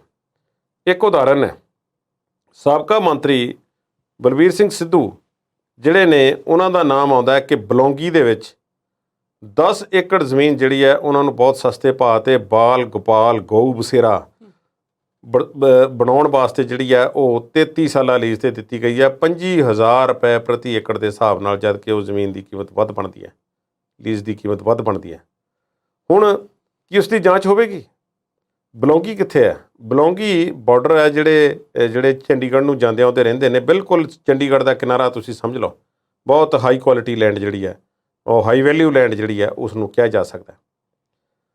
ਬਹੁਤ ਸਾਰੇ ਜਗ੍ਹਾ 'ਤੇ ਮਿਊਜ਼ਿਕ ਇੰਡਸਟਰੀਜ਼, ਅਕੈਡਮੀ, ਕਾਲਜ, ਭੱਠੇ, ਗ੍ਰਿਡ, ਸ਼ੂਟਿੰਗ ਰੇਂਜ, ਗਊਸ਼ਾਲਾਵਾਂ, ਫੈਕਟਰੀਆਂ, ਕੋਈ ਸਕੂਲ, ਕੋਈ ਸਿਖਲਾਈ ਕੇਂਦਰ, ਇਸ ਤਰ੍ਹਾਂ ਦੇ ਵੱਖਰੇ ਵੱਖਰੇ ਜਿਹੜੇ ਸੀ ਉਹ ਮੁੱਦੇ ਬਣਾ ਕੇ ਵੱਡੇ ਵੱਡੇ ਲੋਕਾਂ ਨੂੰ 33 ਸਾਲਾਂ ਲੀਜ਼ 'ਤੇ ਜ਼ਮੀਨ ਜਿਹੜੀ ਆ ਦੇ ਦਿੱਤੀ ਗਈ। ਸਭ ਤੋਂ ਹੈਰਾਨੀ ਦੀ ਗੱਲ, ਪੰਜਾਬ ਦੇ ਵਿੱਚ ਬਹੁਤ ਸਾਰੇ ਪੁਲਿਸ ਥਾਣੇ ਵੀ 33 ਸਾਲਾਂ ਲੀਜ਼ ਵਾਲੀ ਜ਼ਮੀਨ 'ਤੇ ਬਣਾ ਦਿੱਤੇ ਗਏ। ਜੋ ਪਹਿਲਾਂ ਪੁਰਾਣੀਆਂ ਚੌਂਕੀਆਂ ਸੀ, ਫਿਰ ਲੋੜ ਵੱਧ ਗਈ, ਉੱਥੇ ਸਟਾਫ ਵੱਧ ਗਏ, ਉਹਨਾਂ ਨੂੰ ਗੱਡੀਆਂ ਖੜੀਆਂ ਕਰਨ ਵਾਸਤੇ ਅਤੇ ਹੋਰ ਕਮਰਿਆਂ ਦੀ ਲੋੜ ਸੀ। ਬਹੁਤ ਸਾਰੇ ਪਿੰਡਾਂ ਦੀ ਜ਼ਮੀਨ ਜਿਹੜੀ ਸੌ ਕਸਬਿਆਂ ਦੇ ਲਾਗੇ ਸੀ, ਉਸ ਵਿੱਚੋਂ ਕੁਝ ਹਿੱਸਾ ਲੈ ਕੇ ਉਸ 'ਤੇ ਥਾਣੇ ਬਣਾ ਦਿੱਤੇ ਗਏ, ਪੈਸੇ ਖਰਚ ਕਰ ਦਿੱਤੇ ਗਏ, ਅਤੇ ਉਹਨਾਂ 33 ਸਾਲਾਂ ਲੀਜ਼ ਜਿਹੜੀ ਸੀ ਪੰਚਾਇਤਾਂ ਨਾਲ ਲਿਖ ਲਈ ਗਈ। ਇਸ ਵਿੱਚ ਕੁਝ ਵੀ ਗਲਤ ਨਹੀਂ ਹੈ। ਗਲਤੀ ਅੱਗੇ ਹੁੰਦੀ ਹੈ। ਤੁਸੀਂ ਪਿਛਲੇ ਦਿਨਾਂ ਵਿੱਚ ਸੁਣਿਆ ਹੋਵੇਗਾ ਕਿ ਬਿਜਲੀ ਦੇ ਬਿੱਲ ਨਹੀਂ ਭਰੇ ਜਾ ਰਹੇ, ਬਹੁਤ ਸਾਰੇ ਥਾਣੇ ਕੁੰਡੀ ਕਨੈਕਸ਼ਨਾਂ 'ਤੇ ਚੱਲ ਰਹੇ ਨੇ ਜੀ। ਇੱਥੇ ਹੁਣ ਖਬਰ ਆ ਰਹੀ ਹੈ ਕਿ ਬਹੁਤ ਸਾਰੇ ਥਾਣਿਆਂ ਵੱਲੋਂ ਪੰਚਾਇਤਾਂ ਨੂੰ ਸਮੇਂ ਅਨੁਸਾਰ ਲੀਜ਼ ਦੀ ਪੇਮੈਂਟ ਵੀ ਨਹੀਂ ਕੀਤੀ ਗਈ। ਉਹ ਜ਼ਿੰਮੇਵਾਰੀ ਕਿਸ ਦੀ ਸੀ? ਸਮੇਂ ਦੀ ਸਰਕਾਰ ਦੀ ਹੈ। ਹੋਰ SHO ਨੇ ਜੇਬ ਦੇ ਵਿੱਚੋਂ ਤਾਂ ਦੇਣੇ ਨਹੀਂ ਇਹ ਪੈਸੇ, ਨਾ ਬਿੱਲ ਦੇ ਅਤੇ ਨਾ ਲੀਜ਼ ਦੀ ਪੇਮੈਂਟ ਜਿਹੜੀ ਹੈ। ਸਰਕਾਰ ਦੇ ਕੋਲ ਬਿੱਲ ਜਾਣਾ, ਸਰਕਾਰ ਨੇ ਉਹ ਫੰਡ ਜਾਰੀ ਕਰਨੇ ਨੇ, ਅਤੇ ਉਹ ਬਿੱਲ ਜਿਹੜੀ ਪੇਮੈਂਟ ਹੈ ਉਹ ਪੰਚਾਇਤ ਨੂੰ ਹੋ ਜਾਵੇਗੀ। ਇਹ ਕੰਮ ਕਿਸ ਦਾ ਹੁੰਦਾ? ਸਰਕਾਰਾਂ ਦੀਆਂ ਨਾਲਾਇਕੀਆਂ, ਹੱਥ 'ਤੇ ਹੱਥ ਧਰ ਕੇ ਬੈਠੇ ਰਹੇ ਇੰਨਾ ਸਮਾਂ, ਔਰ ਸਭ ਕੁਝ ਆਪਣੇ ਅੱਖਾਂ ਨਾਲ, ਹੱਥਾਂ ਨਾਲ ਕੀਤਾ, ਕਰਵਾਇਆ ਅਤੇ ਹੋਣ ਦਿੱਤਾ ਗਿਆ। ਮਜ਼ੇਦਾਰ ਗੱਲ ਇਹ ਕਿ ਜਦੋਂ ਇੱਕ ਦੂਸਰੇ ਨੂੰ ਭੰਡ ਕੇ ਵੋਟਾਂ ਹਾਸਲ ਕੀਤੀਆਂ, ਔਰ 5 ਸਾਲ 10 ਸਾਲ 5 ਸਾਲ ਇਹ ਉੱਤਰ ਕਾਟੋ ਮੈਂ ਚੜ੍ਹਾਂ ਵਾਲਾ ਰਾਜ ਕੀਤਾ, ਤੇ ਲੋਕਾਂ ਨੂੰ ਜਾਪਦਾ ਸੀ ਕਿ ਸਰਕਾਰ ਬਦਲ ਗਈ ਹੈ, ਹੁਣ ਕੰਮ ਕੁਝ, ਹੁਣ ਖਿਚਾਈ ਹੋਵੇਗੀ, ਆਹ ਵੀ ਹੋਵੇਗਾ, ਉਹ ਵੀ ਹੋਵੇਗਾ। ਪਰ ਸਿਰਫ ਚਿਹਰੇ ਬਦਲੇ, ਹੋਇਆ ਕੁਝ ਨਾ। ਇਹ ਅੰਕੜੇ ਪਹਿਲਾਂ ਕਿਉਂ ਨਾ ਨਿਕਲ ਕੇ ਸਾਹਮਣੇ ਆਏ। ਹੁਣ ਪੰਚਾਇਤ ਮੰਤਰੀ ਕੁਲਦੀਪ ਧਾਲੀਵਾਲ ਨੇ ਇਹ ਕਿਹਾ ਕਿ ਇਹਨਾਂ ਸਾਰਿਆਂ ਦੀ ਜਾਂਚ ਹੋਵੇਗੀ। ਜਿੱਥੇ ਜਿੱਥੇ ਪੰਚਾਇਤਾਂ ਦੀਆਂ ਜ਼ਮੀਨਾਂ 33 ਸਾਲਾਂ ਲਈ ਲੈ ਕੇ ਉਸ ਨੂੰ ਉਸ ਦੇ ਸਹੀ ਪਰਪਸ ਵਾਸਤੇ ਨਹੀਂ ਵਰਤਿਆ ਜਾ ਰਿਹਾ, ਉਹਨਾਂ ਨੂੰ ਧਰਿਆ ਜਾਵੇਗਾ, ਉਹਨਾਂ ਨੂੰ ਫੜਿਆ ਜਾਵੇਗਾ, ਉਹਨਾਂ ਦੀ ਜਾਂਚ ਹੋਵੇਗੀ। ਔਰ ਤੁਸੀਂ ਯਕੀਨ ਕਰਿਓ, ਜੇ ਸਹੀ ਜਾਂਚ ਹੋਵੇਗੀ ਤੇ ਅੱਧੇ ਤੋਂ ਵੱਧ ਜਿਹੜੇ ਨੇ ਕੇਸ ਨੇ ਉਹ ਇਸ ਤਰ੍ਹਾਂ ਦੇ ਨਿਕਲਣਗੇ ਜਿੱਥੇ ਸਹੀ ਤਰੀਕੇ ਨਾਲ ਜ਼ਮੀਨ ਨਹੀਂ ਵਰਤੀ ਜਾ ਰਹੀ। 33 ਸਾਲਾ ਜ਼ਮੀਨ ਲੀਜ਼ ਜਾਂ 100 ਸਾਲਾ ਜਾਂ 99 ਸਾਲਾ, ਜਿਸ ਤਰ੍ਹਾਂ ਦੇ ਵੀ ਪਟੇ ਵਗੈਰਾ ਲਿਖੇ ਜਾਂਦੇ ਨੇ, ਮੈਂ ਸਮਝਦਾ ਪੰਚਾਇਤਾਂ ਵਾਲੀਆਂ ਜ਼ਮੀਨਾਂ ਵਾਲਾ ਸਰਕਾਰ ਨੂੰ ਕੋਈ ਠੋਸ ਕਦਮ ਚੁੱਕਣਾ ਪਏਗਾ। ਪੰਚਾਇਤ ਜਿਸ ਦੀ ਪਿੰਡ ਵਿੱਚ ਜਾਂ ਇੱਕ ਠੀਕ ਠਾਕ ਵਿਅਕਤੀਆਂ ਦਾ ਗਰੁੱਪ ਪੰਚਾਇਤ 'ਤੇ ਕਾਬਜ਼ ਹੋ ਜਾਂਦਾ ਹੈ, ਉਹ ਫਿਰ ਦੂਸਰਿਆਂ ਨੂੰ ਕੱਖ ਕਰਕੇ ਨਹੀਂ ਜਾਣਦਾ, ਟਿਚਕ ਨਹੀਂ ਜਾਣਦਾ। ਆਪਣੀ ਮਰਜ਼ੀਆਂ ਨਾਲ, ਸਰਕਾਰਾਂ ਦਰਬਾਰਾਂ ਨਾਲ, ਜਦੋਂ ਵੱਡੇ ਵੱਡੇ ਅਫਸਰਾਂ ਨਾਲ ਤੇ ਇਲਾਕੇ ਦੇ ਵਿਧਾਇਕਾਂ ਨਾਲ ਹੱਥ ਮਿਲ ਜਾਂਦੇ ਨੇ ਇਸ ਤਰ੍ਹਾਂ, ਫਿਰ ਜੋ ਮਰਜ਼ੀ ਕਰਨ, ਉਹਨਾਂ ਨੂੰ ਰੋਕਣ ਵਾਲਾ ਕੌਣ ਹੈ? ਫਿਰ ਸ਼ਿਕਾਇਤਾਂ ਵੀ ਕੰਮ ਨਹੀਂ ਆਉਂਦੀਆਂ। ਮੈਂ ਤੁਹਾਨੂੰ ਅਜਿਹੀਆਂ ਉਦਾਹਰਨਾਂ ਦੇ ਸਕਦਾ ਜਿੱਥੇ ਪੰਚਾਇਤਾਂ ਵੱਲੋਂ ਜਾਂ ਦੂਸਰੇ ਲੋਕਾਂ ਵੱਲੋਂ, ਪੰਚਾਇਤ ਮੈਂਬਰਾਂ ਵੱਲੋਂ, ਜਿਵੇਂ ਇੱਕ ਲਾ ਲਈਏ ਕਿ ਇੱਕ ਪਿੰਡ ਵਿੱਚ ਇੱਕ ਸਰਪੰਚ ਹੈ, 6 ਜਾਂ 7 ਪੰਚ ਨੇ, ਜਾਂ 8-10 ਪੰਚ ਨੇ, ਜਾਂ 4 5 ਨੇ, ਜਿੰਨੇ ਵੀ ਨੇ ਪਿੰਡ ਦੇ ਸਾਈ ਦੇ ਹਿਸਾਬ ਨਾਲ, ਜੇ ਸਾਰੇ ਪੰਚਾਇਤ ਮੈਂਬਰ ਇੱਕ ਗਰੁੱਪ ਦੇ ਨੇ ਜਾਂ ਉਹਨਾਂ ਵਿੱਚੋਂ ਅੱਧੇ ਇੱਕ ਗਰੁੱਪ ਦੇ ਨੇ, ਉਹ ਜਿਹੜੇ ਦੂਸਰੇ ਪਾਸੇ ਦੇ ਨੇ ਉਹਨਾਂ ਦੀਆਂ ਕੀਤੀਆਂ ਹੋਈਆਂ ਸ਼ਿਕਾਇਤਾਂ ਐਵੇਂ ਹੀ ਖਾਰਜ ਹੋ ਜਾਂਦੀਆਂ ਨੇ, ਜੇ ਉਹਨਾਂ ਦੀ ਸਰਕਾਰੀ ਦਰਬਾਰੇ ਪਹੁੰਚ ਨਹੀਂ ਹੈ। ਤੇ ਜੇ ਉਹਨਾਂ ਦੀ ਪਹੁੰਚ ਹੈ, ਫਿਰ ਪੰਚਾਇਤ ਦੇ ਚੰਗੇ ਕੰਮ ਵੀ ਨਹੀਂ ਹੋਣ ਦਿੱਤੇ ਜਾਂਦੇ, ਦੋਨੇ ਪਾਸੇ ਹੀ ਹੈ। ਇਸ ਤਰ੍ਹਾਂ ਜਿਹੜਾ ਹੈ ਪੰਜਾਬ ਦੇ ਵਿੱਚ ਪ੍ਰਚਾਰ ਕੀਤਾ ਗਿਆ ਕੋਈ ਸਰਕਾਰਾਂ ਵੱਲੋਂ ਕਿ ਦੇਖੋ ਅਸੀਂ ਵੱਡੀਆਂ ਵੱਡੀਆਂ ਗਰੰਟਾਂ ਦਿੱਤੀਆਂ, ਅਸੀਂ ਫਲਾਣੇ ਪਿੰਡ ਨੂੰ ਕਰੋੜ ਦੇ ਦਿੱਤਾ, 2 ਕਰੋੜ ਦੇ ਦਿੱਤਾ, ਛੱਪੜ ਬਣਵਾਤੇ, ਪਾਰਕਾਂ ਬਣਾਤੀਆਂ, ਸਟੇਡੀਅਮ ਬਣ ਗਏ। ਇਹ ਕਿਸੇ ਨੂੰ ਦੱਸਿਆ ਨਹੀਂ ਗਿਆ ਕਿ ਪੈਸਾ ਕਿਹਦਾ ਸੀ ਤੇ ਕਿੱਥੋਂ ਆਇਆ ਸੀ ਤੇ ਕਿਸ ਪਰਪਸ ਲਈ ਆਇਆ ਸੀ। ਨਰੇਗਾ ਦੀਆਂ ਦਿਹਾੜੀਆਂ ਨਾਲ ਆਪਣੇ ਕੰਮ ਕਰਵਾਏ ਗਏ। ਇਸ ਝੂਠ ਤਾਂ ਨਹੀਂ ਹੈ ਨਾ, ਪਰ ਇਸ ਤਰ੍ਹਾਂ ਦਾ ਬਦ ਇੰਤਜ਼ਾਮੀ ਦਾ ਕੰਮ ਜੋ ਪਿਛਲੀਆਂ ਸਮੇਂ ਦੀਆਂ ਸਰਕਾਰਾਂ ਨੇ ਕੀਤਾ ਹੈ, ਉਸ 'ਤੇ ਪਰਦਾ ਲੱਗਦਾ ਹੈ ਕਿ ਹੁਣ ਚੁੱਕਿਆ ਜਾਵੇਗਾ। ਪੰਚਾਇਤ ਮੰਤਰੀ ਇਸ ਵੱਲੋਂ ਸਿੱਧੇ ਹੋਏ ਪਏ ਨੇ, ਪਰ ਉਹਨਾਂ ਦੀ ਪਲੇਟ ਫੁੱਲ ਪਈ ਹੈ ਇਸ ਵੇਲੇ, ਉਹਨਾਂ ਕੋਲ ਇੰਨੇ ਕੰਮ ਨੇ। ਔਰ ਨਿੱਤ ਨਵੇਂ ਆਏ ਦਿਨ ਕੋਈ ਨਾ ਕੋਈ ਨਵਾਂ ਫਰਾਡ ਕਪੜਾ, ਕੋਈ ਇਸ ਤਰ੍ਹਾਂ ਦੀ ਸੇਲ ਡੀਡ ਜਿਹੜੀ ਹੈ ਉਹ ਨਿਕਲ ਕੇ ਸਾਹਮਣੇ ਆ ਜਾਂਦੀ, ਜਿਸ ਦੇ ਬਾਰੇ ਕੋਈ ਸ਼ੰਕਾਵਾਂ, ਇੱਕ ਅੱਧੀ ਸ਼ੰਕਾ ਦੇ ਕੀ ਸ਼ੰਕਾਵਾਂ ਦੇ ਢੇਰ ਲੱਗੇ ਹੁੰਦੇ ਨੇ। ਜਾਂਚ ਵੀ ਕਿੱਥੋਂ ਹੋਣੀ ਹੈ? ਔਰ ਐਵੇਂ ਬਸ ਇੱਕ ਸਾਈਨ ਵੱਡੇ ਅਫਸਰਾਂ ਦੇ ਚਾਹੀਦੇ ਨੇ, ਇੱਧਰ ਉੱਧਰ ਕਾਗਜ਼ ਕਰਨੇ ਨੂੰ ਮਿੰਟ ਲੱਗਦਾ ਜੀ। ਉਹ ਮਿਲੀ ਭੁਗਤ ਨਾਲ ਬਹੁਤ ਕੁਝ ਹੋਇਆ ਇੱਥੇ, ਔਰ ਸਾਨੂੰ ਪੰਜਾਬ ਨੂੰ ਲੁੱਟਿਆ ਗਿਆ, ਪੁੱਟਿਆ ਗਿਆ ਸਾਨੂੰ। ਔਰ ਅੱਜ ਵੱਡੇ ਵੱਡੇ ਦਾਅਵੇ ਕੀਤੇ ਜਾ ਰਹੇ ਨੇ। ਮੈਨੂੰ ਲੱਗਦਾ ਹੈ ਕਿ ਹੁਣ ਮੋੜਾ ਪਵੇਗਾ ਜੀ। ਕੁਝ ਅਹਿਮ ਮੁੱਦਿਆਂ ਤੇ ਚਰਚਾ ਅਜੇ ਬਾਕੀ ਹੈ, ਪਰ ਇਸ ਵੇਲੇ ਵੇਲਾ ਇੱਕ ਛੋਟੀ ਜਿਹੀ ਬ੍ਰੇਕ ਦਾ ਹੈ। ਜਲਦ ਹਾਜ਼ਰ ਹੁੰਦੇ ਹਾਂ।